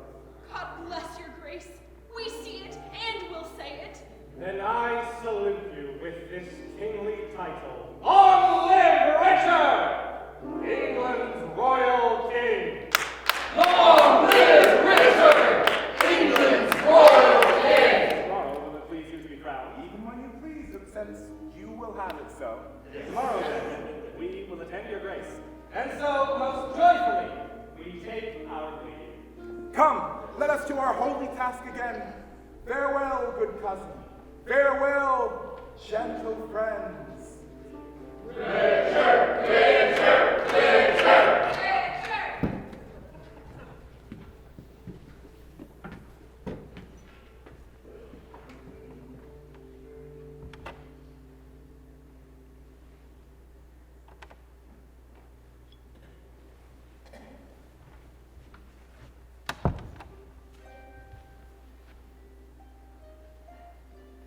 Daughter, well met.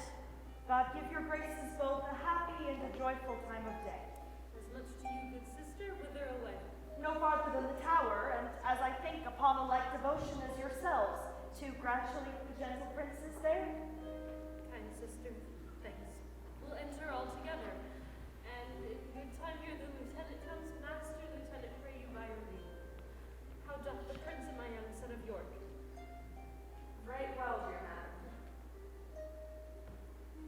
By your patience, I may not suffer you to visit them. The king hath straitly charged the contrary. The king? Why, who's that? I pray you mercy, I mean the Lord protect her. The Lord protect him from that kingly title. Hath he set bounds betwixt their love and me? I am their mother. Who should keep me from them? I am their father's mother, I will see them. Their aunt I am in law, in love their mother. Then take me to their sight, I'll bear the blame, and take thy office from thee on my peril. No, madam, no. I may not leave it so. I am bound by oath, and therefore pardon me.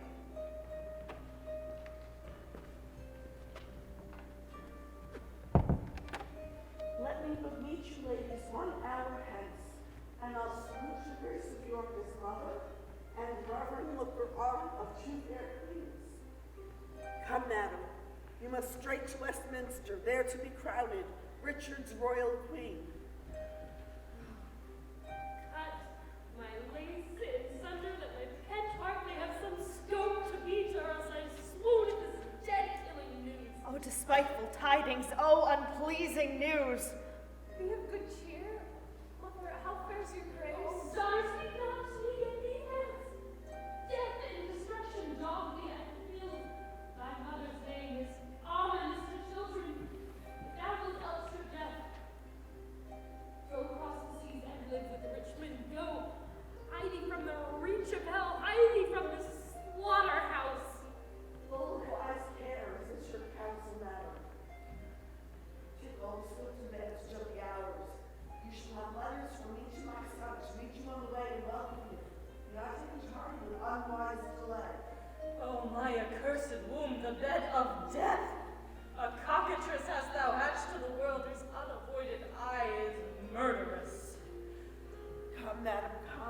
in all haste was sent. And I in all unwillingness will go. I would to God the all-inclusive verge of golden metal that must round my brow were red-hot steel to steer me to the brain, anointed let me be with deadly venom, and die ere men can say, God save the queen. Go. Go, poor soul, I envy not thy glory. To be my career, wish thyself no harm. No. Why? When he that is my husband now came to me, as I followed Henry's course, when scarce the blood was well washed from his hands that issued from my other angel husband. Oh, when I say I looked on Richard's face, this was my wish. Be thou, quoth I, accursed for making me so young, so old a widow. And when thou ledst, let sorrow haunt thy bed, and be thy wife if any be so mad, be made as miserable by the like of thee as I am made by my poor lord. Lo, ere I can repeat the curse again, even in so short a space, my woman's heart grossly grew captive to his honey words, and proves the subject of my own soul's curse, which ever since hath kept my eyes from rest. For never yet 1 hour in his bed have I enjoyed the golden dew of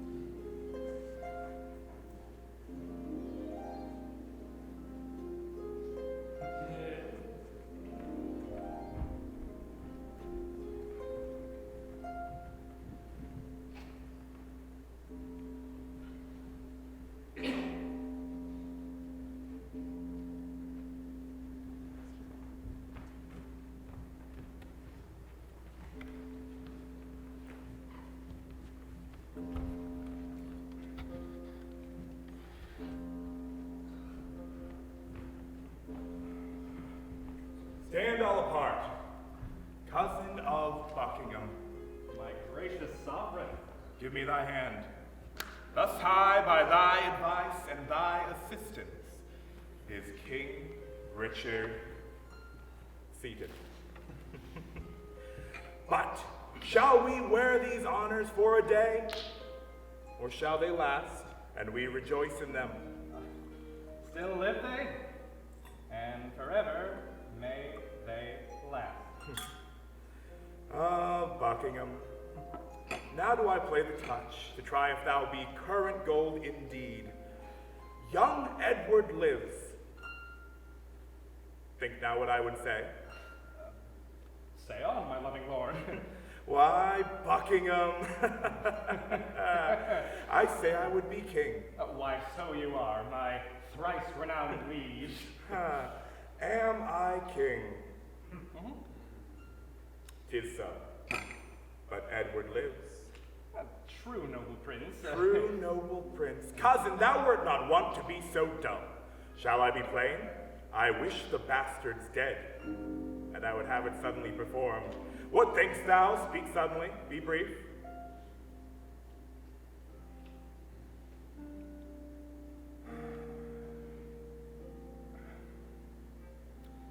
Your grace may do your pleasure.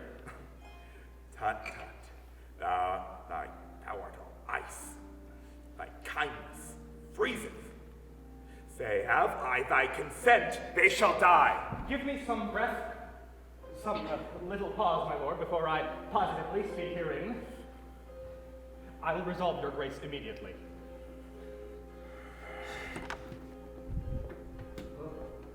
King by Boy! My lord? Knowest thou not any whom corrupting gold would tempt unto a close exploit of death? My lord, I know a discontented gentleman whose humble means match not his haughty mind. Gold were as good as 20 orders, and will no doubt tempt him to anything. What is his name? His name, my lord, is Tyrrell. I hardly know the man. Go, call him hither.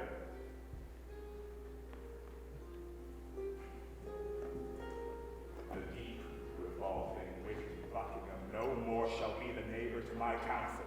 Hath he so long held out with me untired, and stops he now for breath? How now, what news with you?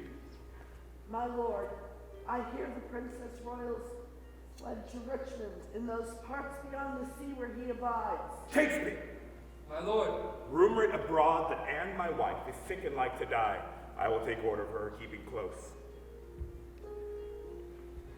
Look how thou dreamst. I say again, give out that Anne, my wife, is sick and like to die. I must be married to my brother's daughter, or else my kingdom stands on brittle glass. Murder her brothers and then marry her. Uncertain way of gain. But I am in so far in blood that sin will pluck on sin. Tear falling pity dwells not in this eye.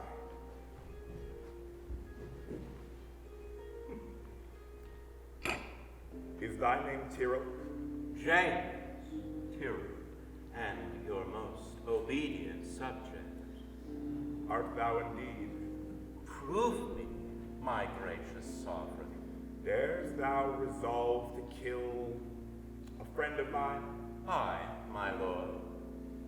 But I had rather kill 2 enemies. Why, there thou hast it.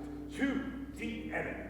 Foes to my rest and my sweet sleep's disturbers are they that I would have thee deal upon.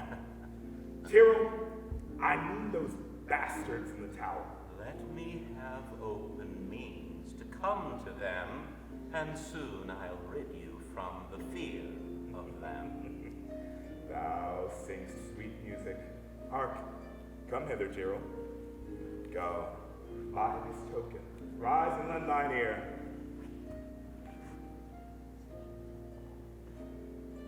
There is no more but so. Fate is done, and I will love thee and prefer thee too. 'Tis done, my gracious sovereign. My lord. have considered in my mind the late demand that you did sound me in. Well, let that pass. The princess has fled to Richmond. I hear that news, my lord. Stanley! He is your wife's son? Well, look to it. My lord, I claim your gift. My due, my promise, for which your honor and your faith is bond. The earldom of Hereford, and the movables, the which you promised I should possess. Stanley! Look to your wife. If she convey letters to Richmond, you shall answer it. What says your highness to my just demand? As I recall, Henry VI did prophesy that Richmond should be king, when Richmond was a little peevish boy. A king! Perhaps. My lord, your promise for the earldom. Richmond! When last I was at Exeter, the mayor, in courtesy, showed me the castle and called it Rougemont. Out of shame, I started. The bard of Ireland told me once I should not live long after I saw Richmond. My lord! What's the clock? I am thus bold to put your grace in mind of what you promised me. But what's a clock? Upon the stroke of 10? Then let it strike. Why let it strike? Because that like a jack, thou keepst the stroke betwixt thy begging and my meditation. I am not indignantly begging today.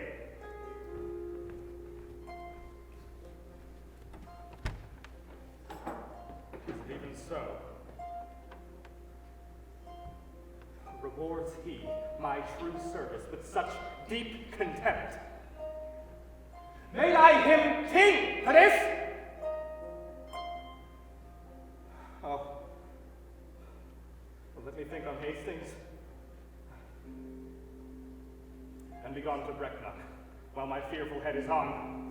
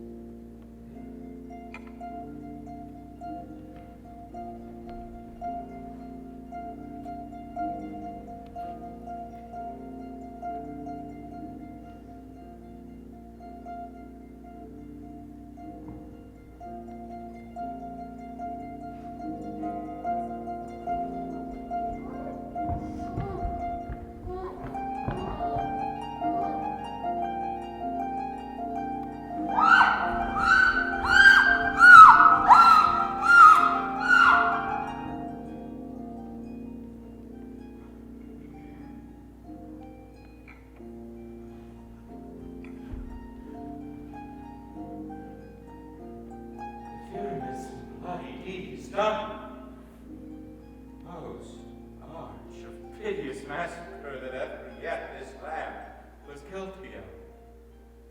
Well, thus before me lay those tender babes. Thus I saw them girdling one another within their innocent alabaster arms. Their lips, like four red roses on a stalk, which in their summer beauty kissed one another. A book of prayers on their willow lay, which once most truly, almost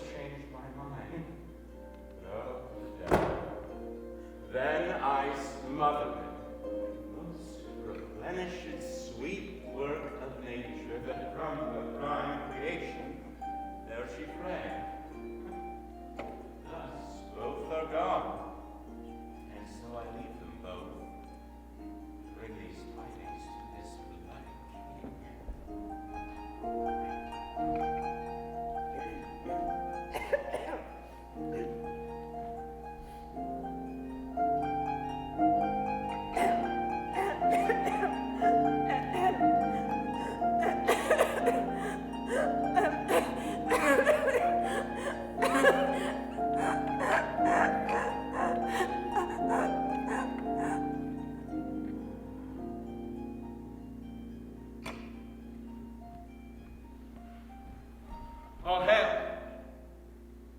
All hail, my gracious sovereign.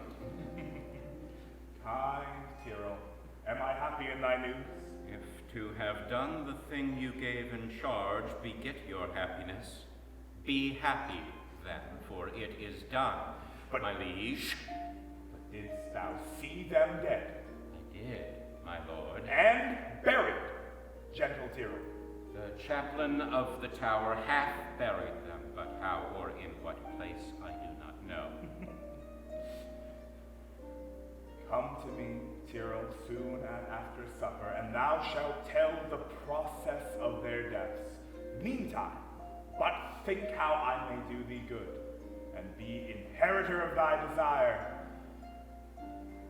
Farewell till soon.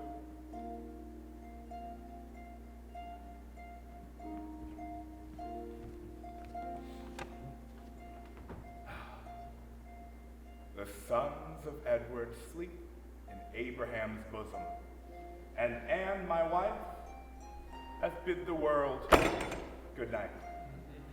Now, for I know the Breton Richmond names at young Elizabeth, and by that knot looks proudly o'er the crown, to her I go, a jolly, thriving wooer.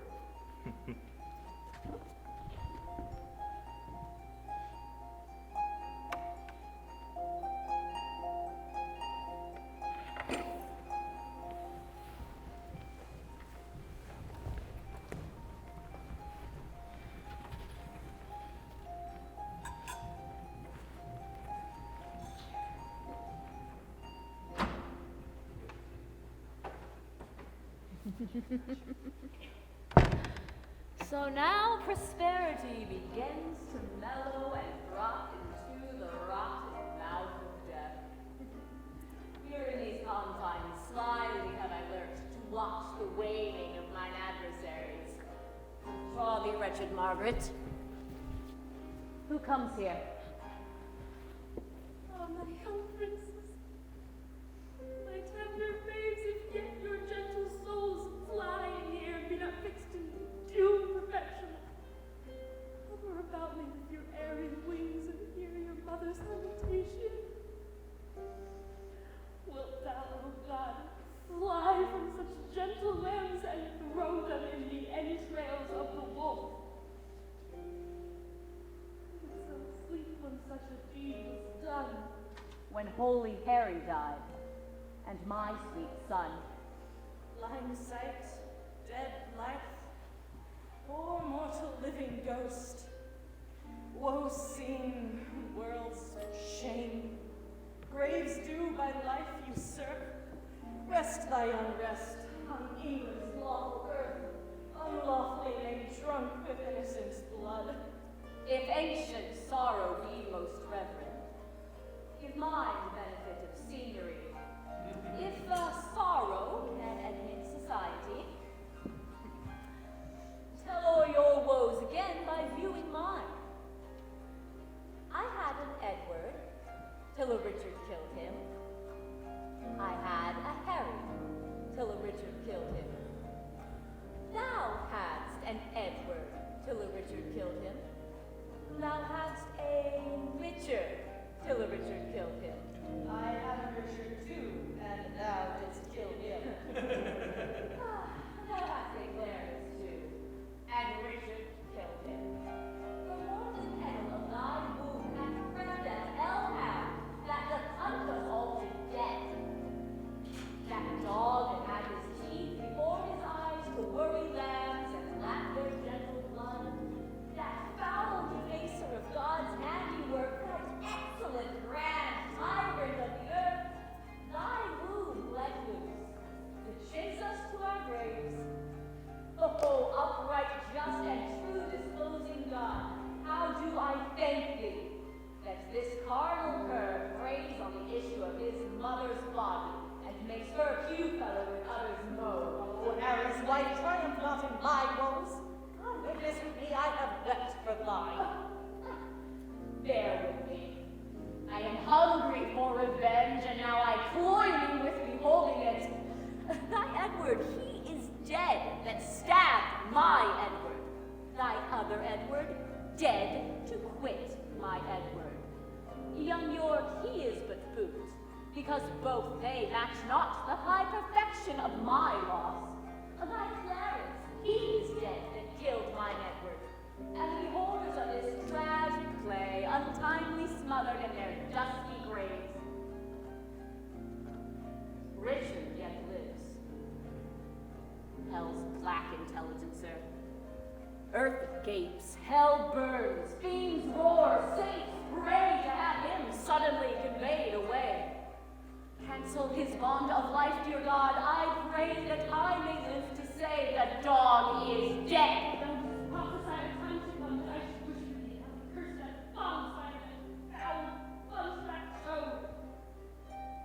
I called thee then the vain flourish of my fortune. I called thee then poor shadow, painted queen, the presentation of but what I was. One heaved a high to be hurled down below. A queen in jest, only to fill the scene. Where is thy husband now? Where be thy brothers? Where are thy children? Wherein dost thou joy? Where be the bending ears that flattered thee? Where be the thronging troops that followed thee? Decline all this, and see what now thou art. For happy life, a most distressed widow. For joyful mother, one that wails the name. For one that scorned at me, now scorned of me. For queen, a very caitiff crowned with care. For one being feared of all, now fearing one. For one commanding all, obeyed of none. Thus hath the course of justice wheeled about and left me but a very prey time. Thou didst usurp my place, and dost thou not usurp the just proportion of my sorrow? Farewell, York's life, and queen of sad mischance. These English woes will make me smile and prance. Thou well skilled in curses, stay a while and teach me how to curse mine enemies.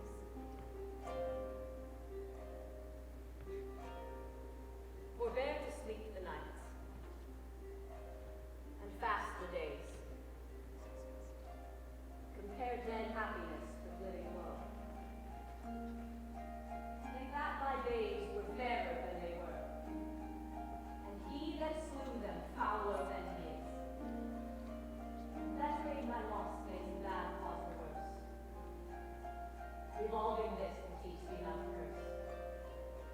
My words are dull. Quicken them with thine. Thy woes will make them sharp, and pierce like mine.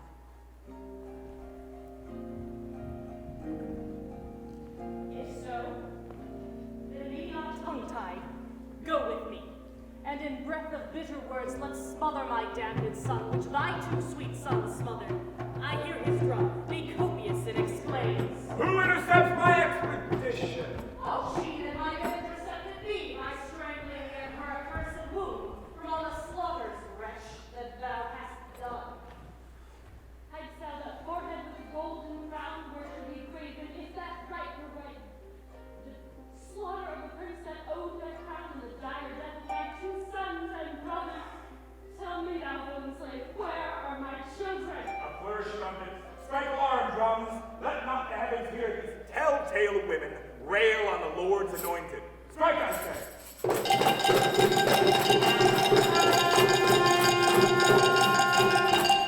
Either be patient and entreat me fair, or with the clamorous report of war, thus will I drown your exclamations. Art thou my son? I thank God, my Father, and thyself. Then patiently hear my impatience. Madam, I have a touch of your condition, which cannot brook the accent of reproof. Oh, hear me speak! You then, but I'll not hear.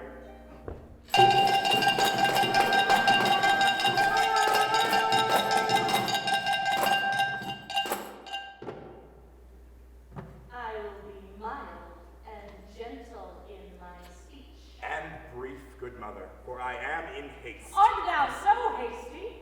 God knows I have stayed for thee in anguish, pain, and agony. And came I not at last to comfort you? No. Thou knowest it well. Thou came on earth to make the earth my ell. A grievous burden was thy birth to me.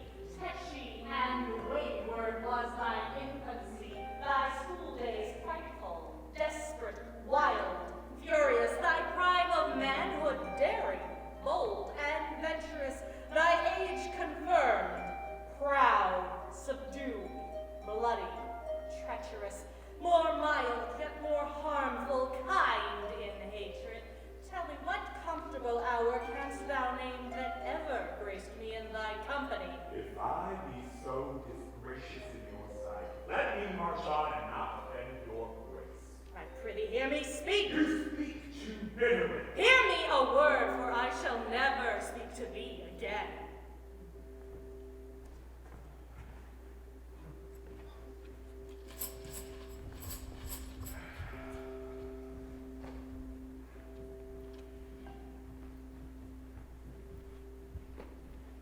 So, Either thou wilt die by God's just ordinance, ere from this war thou turn a conqueror, or else I, with grief and extreme age, shall perish, and never look on thy face again. Therefore take with thee my most heavy curse, which on the day of battle tire me more than all the complete armor that thou wearest.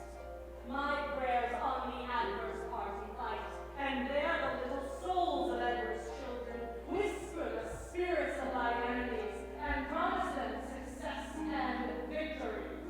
Bloody thou art, and bloody will be thy end. Shame serves thy life, and doth thy death attend.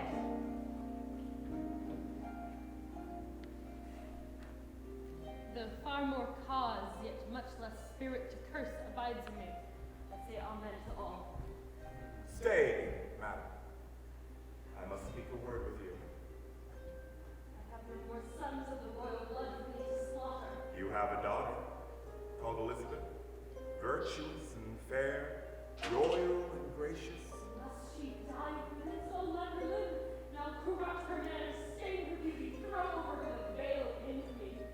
Slander myself as false to Edward fed, so that she may live unscarred this bleeding slaughter. I will confess she was not Edward's daughter. Wrong not her birth, she is of royal blood. Save her life, I'll say she is not so. Her life is only safest in her birth. Only in that safety died her brothers. You speak as if that I had slain my cousins.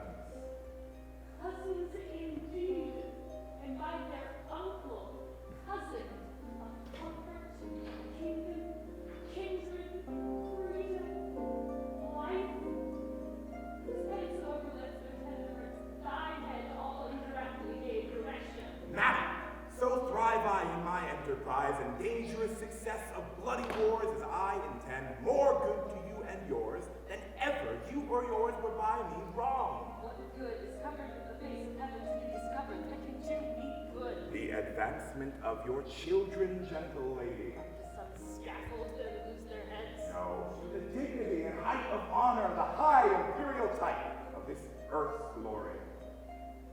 Be brief, lest that the process of thy kindness last longer telling than thy kindness date.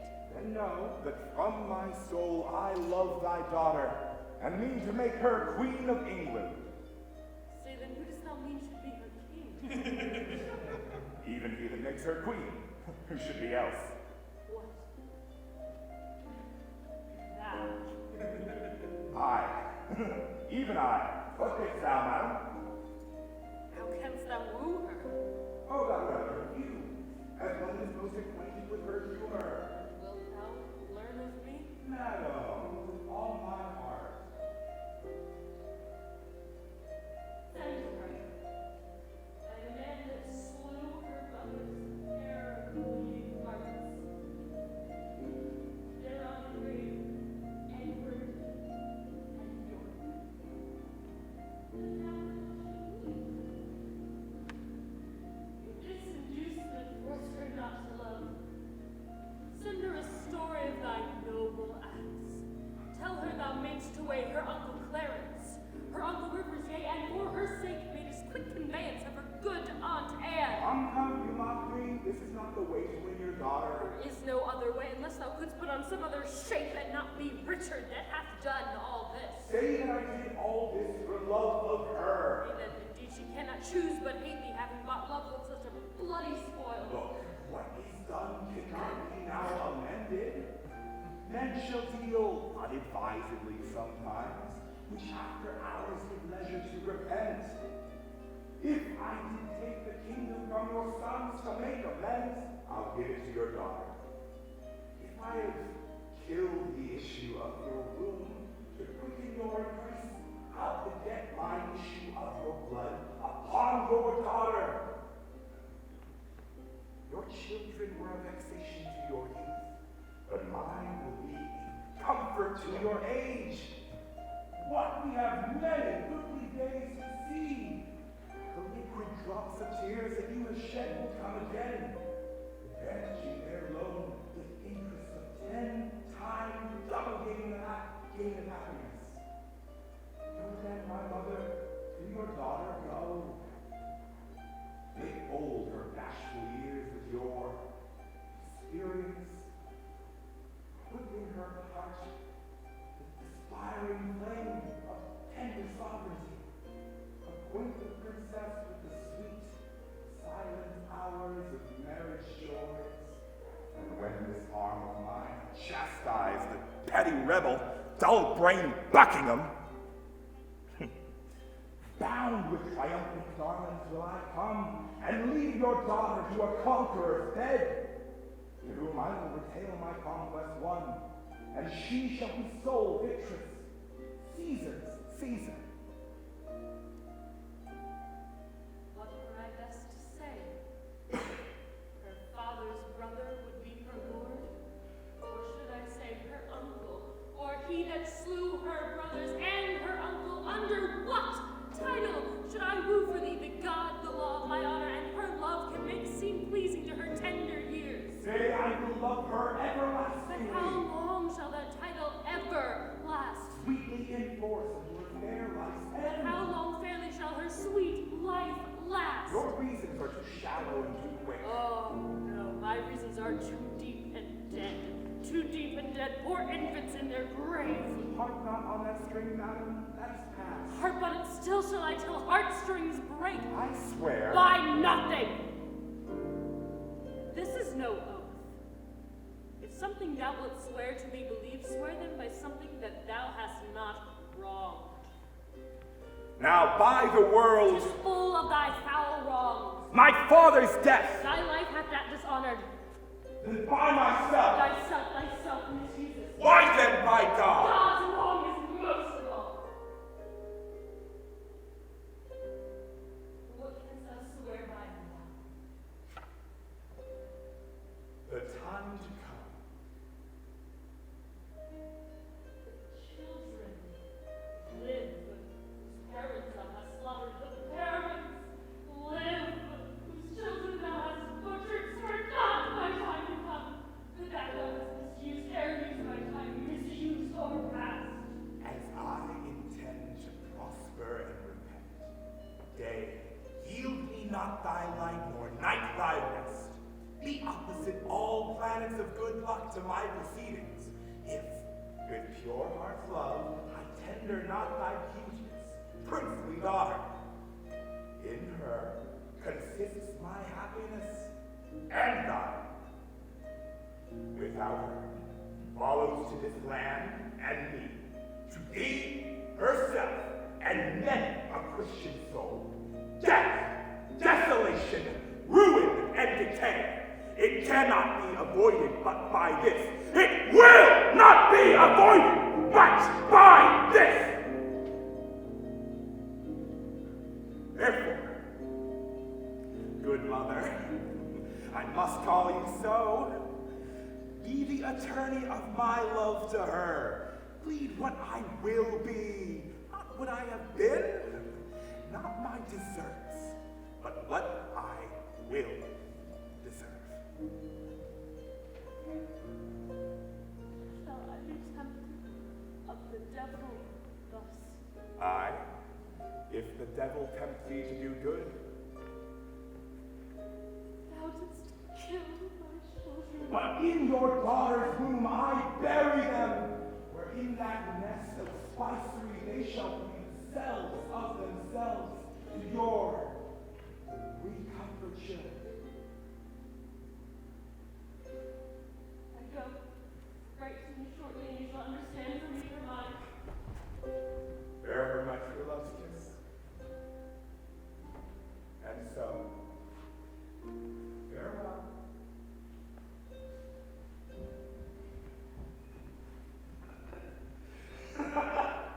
Relenting fool and shallow, changing woman. What news with you? My gracious sovereign, on the western coast rideth a puissant navy. To the shore throng many doubtful, hollow-hearted friends, unarmed and unresolved to beat them back. 'Tis thought that Richmond is their admiral, and there they hull, awaiting but the aid of Buckingham to welcome them ashore. Some lightfoot friend posted the Duke of Norfolk. Ratcliffe, thyself, or Octavian, where is he? Here we go. Fly to the Host thou to Salisbury, when thou comest thither. So, unmindful villain, why standst thou still and goest not to the Duke? First, mighty sovereign, let me know your mind. What will I deliver to him? True, good case be. Bid him levy straight the greatest strength and power he can make, and meet me presently at Salisbury. I go.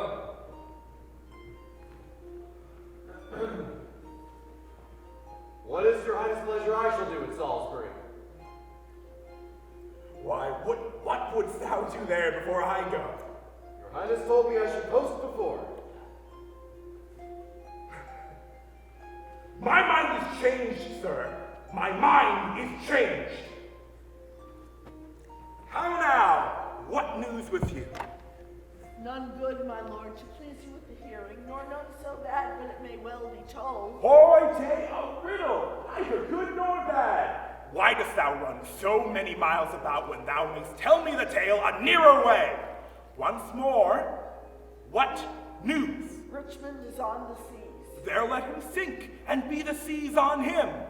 White-livered runagate, what doth he there? I know not, mighty sovereign, but by guess. Well, sir, as you guess, He makes for England, there to claim the crown. Is the chair empty? Is the sword unswayed? Is the king dead? The empire unpossessed? Then tell me, what doth he upon the sea? Unless for that, my liege, I cannot guess. Unless for that he comes to be your liege. Thou cannot guess wherefore the Welshman comes. Thou wilt revolt and fly to him, I fear. No, mighty liege, therefore mistrust me not. Where is thy power, then, to beat him back? Where are thy tenants and thy followers? Are they not now upon the western shore, safe conducting the rebels from their ships? No, my good lord, my friends are in the north. Cold friends to Richard. What do they in the north when they should serve their sovereign in the west? They have not been commanded, mighty sovereign. Please your majesty to give me leave. I'll muster up my friends and meet your grace where and what time your majesty shall please. Aye, thou wouldst be gone to join with Richmond. I will not trust you, sir. Most mighty sovereign, you have no cause to hold my friendship doubtful. I never was nor never will be false. Go. Muster men. What? Hear you? Leave behind your son, George Stanley. Look your faith be firm, or else his head's assurance is but frail. So deal with him as I prove true to you. My lord, the army of the Duke of Buckingham. Out! Nothing but songs of death! Take thou that until I bring you better news! My liege, the Duke of Buckingham is taken.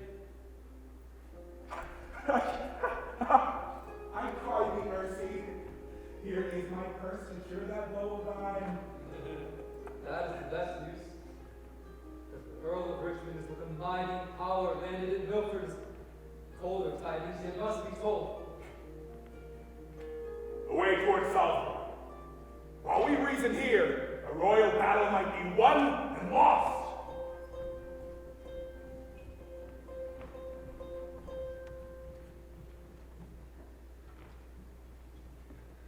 Elizabeth, tell Richmond this from me, that in the sty of this most bloody boar, my son George Stanley is franked up in hold. If I revolt, off goes young George's head. The fear of that prevents my present aid. But tell me, where is princely Richmond now? At Pembroke, or at Hertford West, in Wales. Return unto thy lord, commend me to him. Tell him the queen hath heartily consented he shall espouse Elizabeth, her daughter. These letters will resolve him of my mind. Farewell.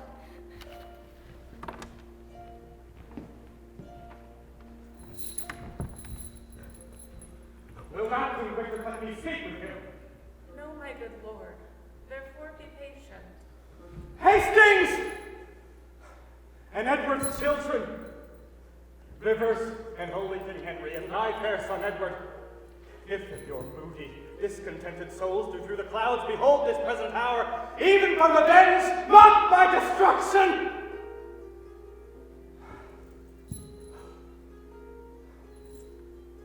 This is All Souls' Day, fellow. Is it not? It is, my lord. Why then All Souls' Day is my body's doomsday. This is the day that in King Edward's time I wished might fall on me, when I was found false to his children or his wife's allies. This is the day wherein I wished to fall by the false faith of him I trusted most. That I, all-seer, that I dallied with, hath turned my faded prayer on my head and given in earnest what I begged in jest. Now is Margaret's curse fallen upon my head. When he, quoth she, shall split thy heart with sorrow, remember Margaret was a prophetess. Come, sir, convey me to the block of shame.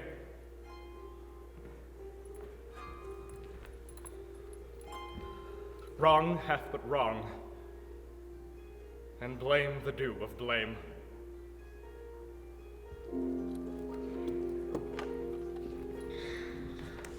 Fellows in arms, and my most loving friends, bruised underneath the yoke of tyranny, thus far into the bowels of the land have we marched on without impediment, and here receive we from our father Stanley lines of fair comfort and encouragement.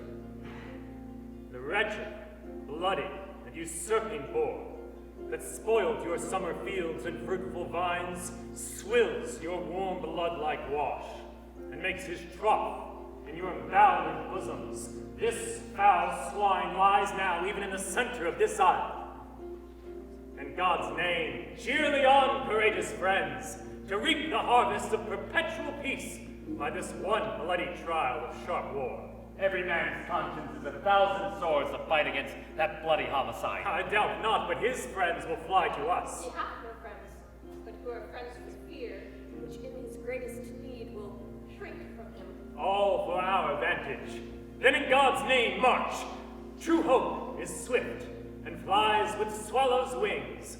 Kings it makes gods, and meaner creatures kings.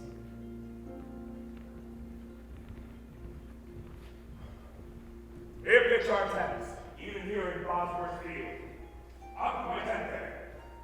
Here will I lie tonight, but where's tomorrow? Well, all's one for that. Who has described the number of the foe? 6,000 or 7,000 is their utmost power. Why, our battalion trebles that account. Besides, the king's name is a tower of strength, which they upon the adverse party want. Let us survey the bench of the field. All to some man of sound direction. Let's want no discipline. Make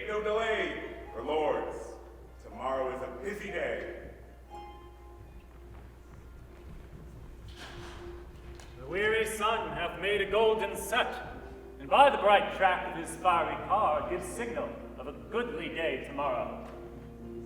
Where is Lord Stanley quartered, dost thou know? Unless I am mistaken, his colored bunch his regiment lies half a mile east, south from the mighty Carver Cave. If without peril it be possible, good Captain Blunt, bear my good night to him, and give him from me this most needful scroll. On my life, my lord, I'll undertake it. And so God give you quiet rest tonight. Good night, good Captain Blunt. Come, gentlemen, let us consult upon tomorrow's business into our tent. The air is raw and cold. What is the clock? It's supper time, my lord. It's 9 o'clock. I will not stop tonight. Give me some ink and paper. Is all my armor laid in contact? So it is, my liege, that all things are in readiness. Send out a sleeved arms of Stanley's regiment. He did bring his power before sun rising, as his son George fall into the blind cave of eternal night. Ratcliffe. My lord? Give me a bowl of wine. I have not that alacrity of spirit nor cheer of mind that I was wont to have. Set it down. Is ink and paper ready? It is, my lord. In my guard watch. Leave me!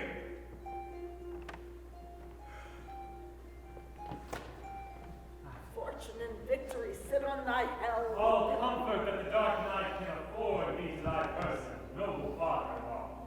Tell me, how fares our loving mother? I, my attorney, bless thee from thy mother, who prays continually for Richmond's good. In brief, for so the season bids us be, prepare thy battle early in the morning. But on thy side I may not be too forward, lest being seen thy brother, tender George, be executed in his father's sight. Farewell. The leisure and the fearful time cuts off the ceremonious vows of love and ample interchange of sweet discourse, which so long sundered friends should dwell upon. God give us leisure for these rites of love. Once more, adieu. Be valiant and speed well. Good lords, conduct him to his regiment. I'll strive with troubled thoughts to take a nap. And once more, good night, fine lords and gentlemen.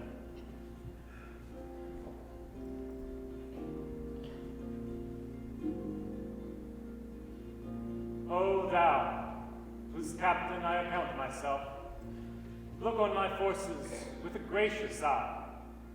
Make us thy ministers of chastisement, that we may praise thee in the victory.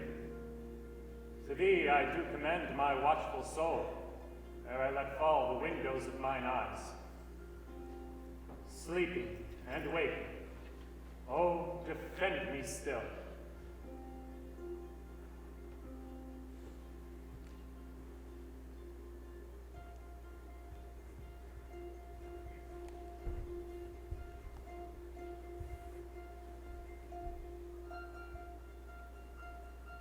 Let me sit heavy on thy soul tomorrow.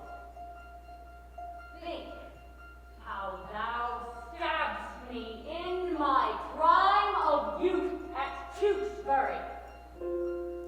Despair, therefore, and die. Be cheerful, Richmond, for the wronged souls of butchered princes fight in thy behalf. When I was mortal, my anointed body by thee was punched full of deadly holes. And sixth busy, despair, and God. Hush, who prophesied thou shouldst be king, doth comfort thee in thy sleep. Live and flourish. Let me sit heavy on thy soul tomorrow. I, that was washed to death in fulsome wine. Poor Clarence, I thy guile betrayed to death.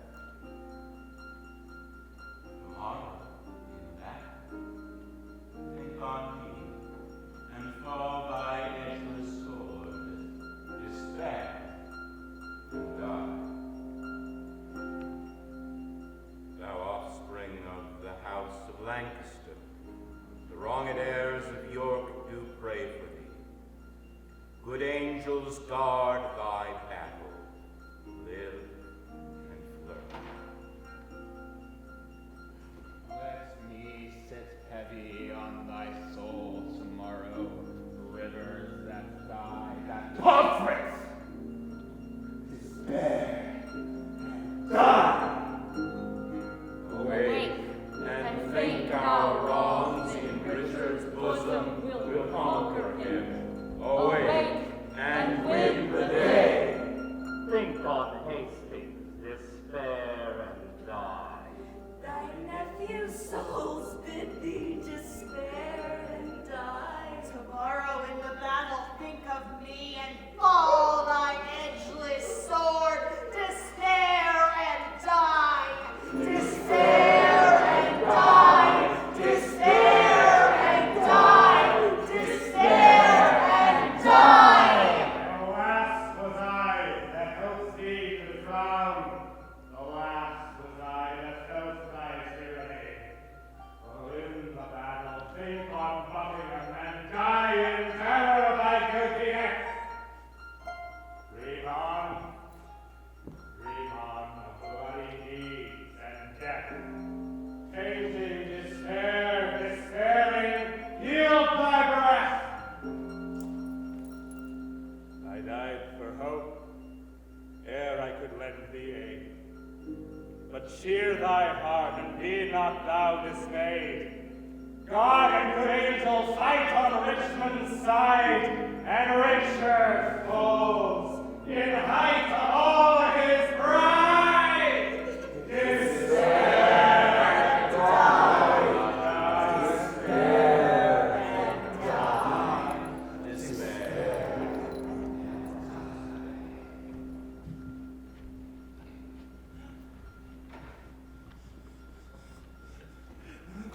Give me another horse. Bind up my wounds. Have mercy, Jesus.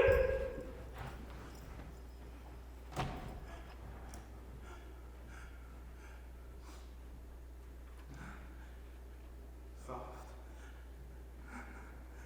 I did but dream. Oh, coward conscience, how dost thou afflict me?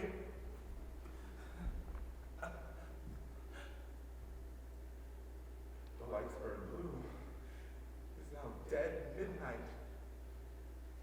Cold, fearful drops stand on my trembling flesh. What do I fear? Myself? There's none else by. Richard loves Richard. That is, I am I. Is there a murderer here? No. Yes, I am. Then fly. What from myself? Great reason why, lest I revenge. Not myself, upon myself, alack, I love myself. Wherefore? For any good that I myself have done unto myself? No, alas, I rather hate myself. For hateful deeds committed by myself, I am a villain. Yet I lie. I am not. Fool, of thyself speak well. Fool, do not flatter. My conscience hath 1,000 several tongues, and every tongue brings in a several tale, and every tale condemns me for a villain. Perjury in the highest degree. Murder, stern murder in the direst degree. All several sins, all used in each degree, throng to the bar, crying all guilty, guilty.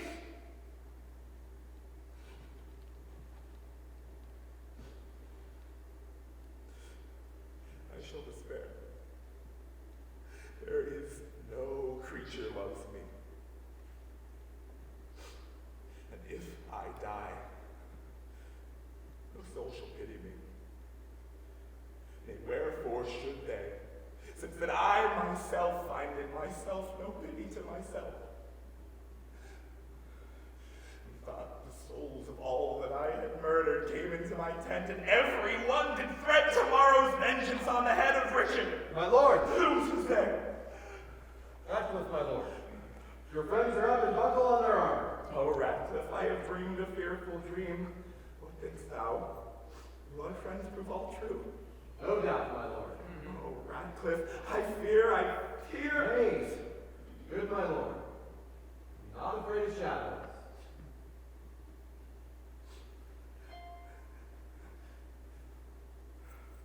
Now, by the Apostle Paul, shadows tonight have struck more terror to the soul of Richard than can the substance of 10,000 soldiers armed in proof and led by shallow Richmond. Good morrow, Richmond. How have you slept, my lord?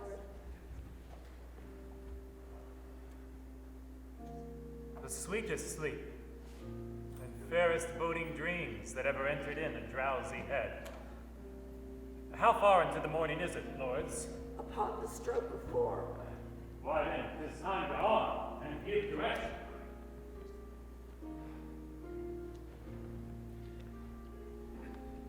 God and our good cause fight upon our side.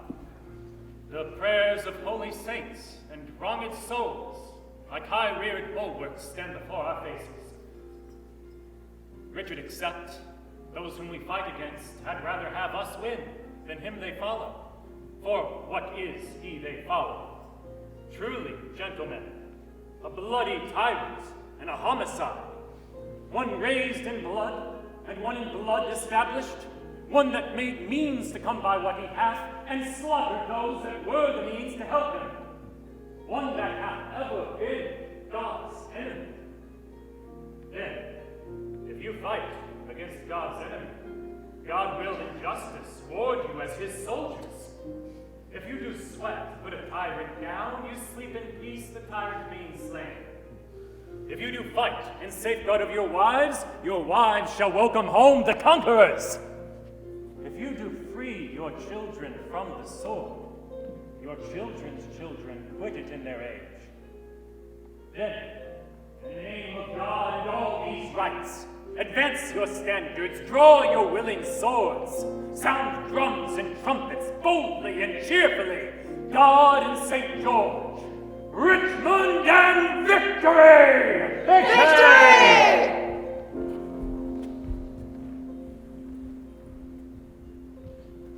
A black day will it be to somebody. Ratcliffe! My lord? The sun does not shine today. The sky is brown on our army. Why, what is that to me more than to Richmond?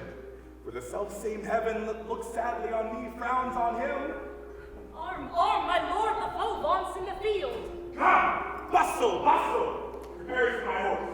What says Lord Stanley? Will he bring his power? My lord, we just tonight is come. Off with his son George's head! My lord, the enemy has passed the marsh after the battle at George Stanley died. 1,000 hearts are great within my bosom. Advance our standards. Set upon our foes our ancient word of courage. There, St. George. Inspire us with the spleen of fiery dragons. Go, gentlemen, every man to his charge. Let not our babbling dreams affright our souls. Conscience is but a word that cowards use, devised at first to keep the strong in awe. Our strong arms be our conscience, swords our law. Let's march on. Join bravely. Let's shoot pell-mell. If not to heaven, then hand in hand to hell.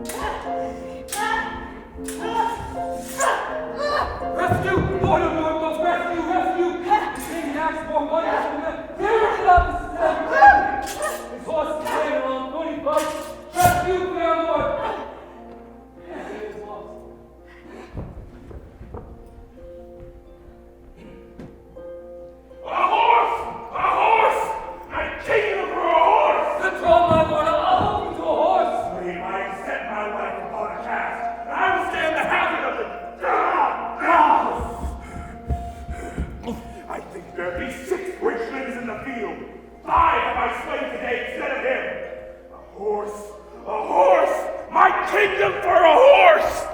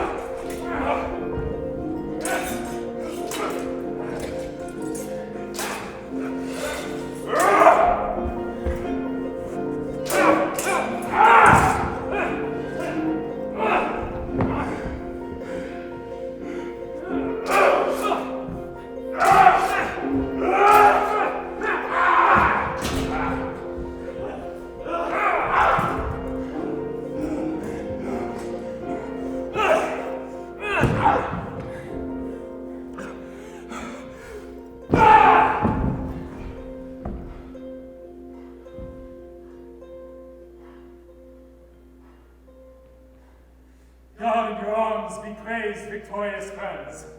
The day is ours. The bloody dog is dead. Courageous Richmond, well hast thou acquitted me.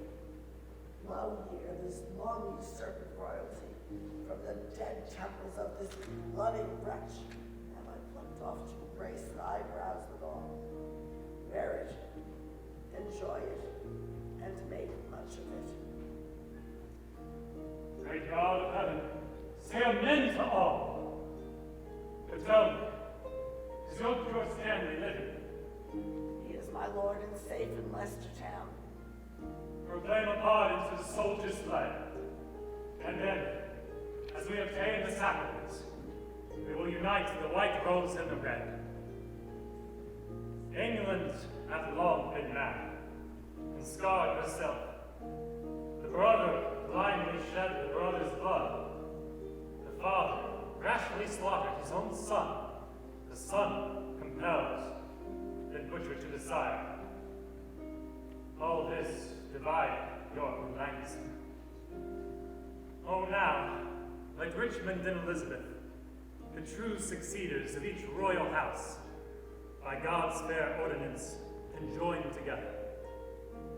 And let their heirs, God, if thy will be so, enrich the time to come with smooth-faced peace, with smiling plenty and fair prosperous days. Now civil wounds are stopped. Peace lives again. That she may long live here. God said, Amen.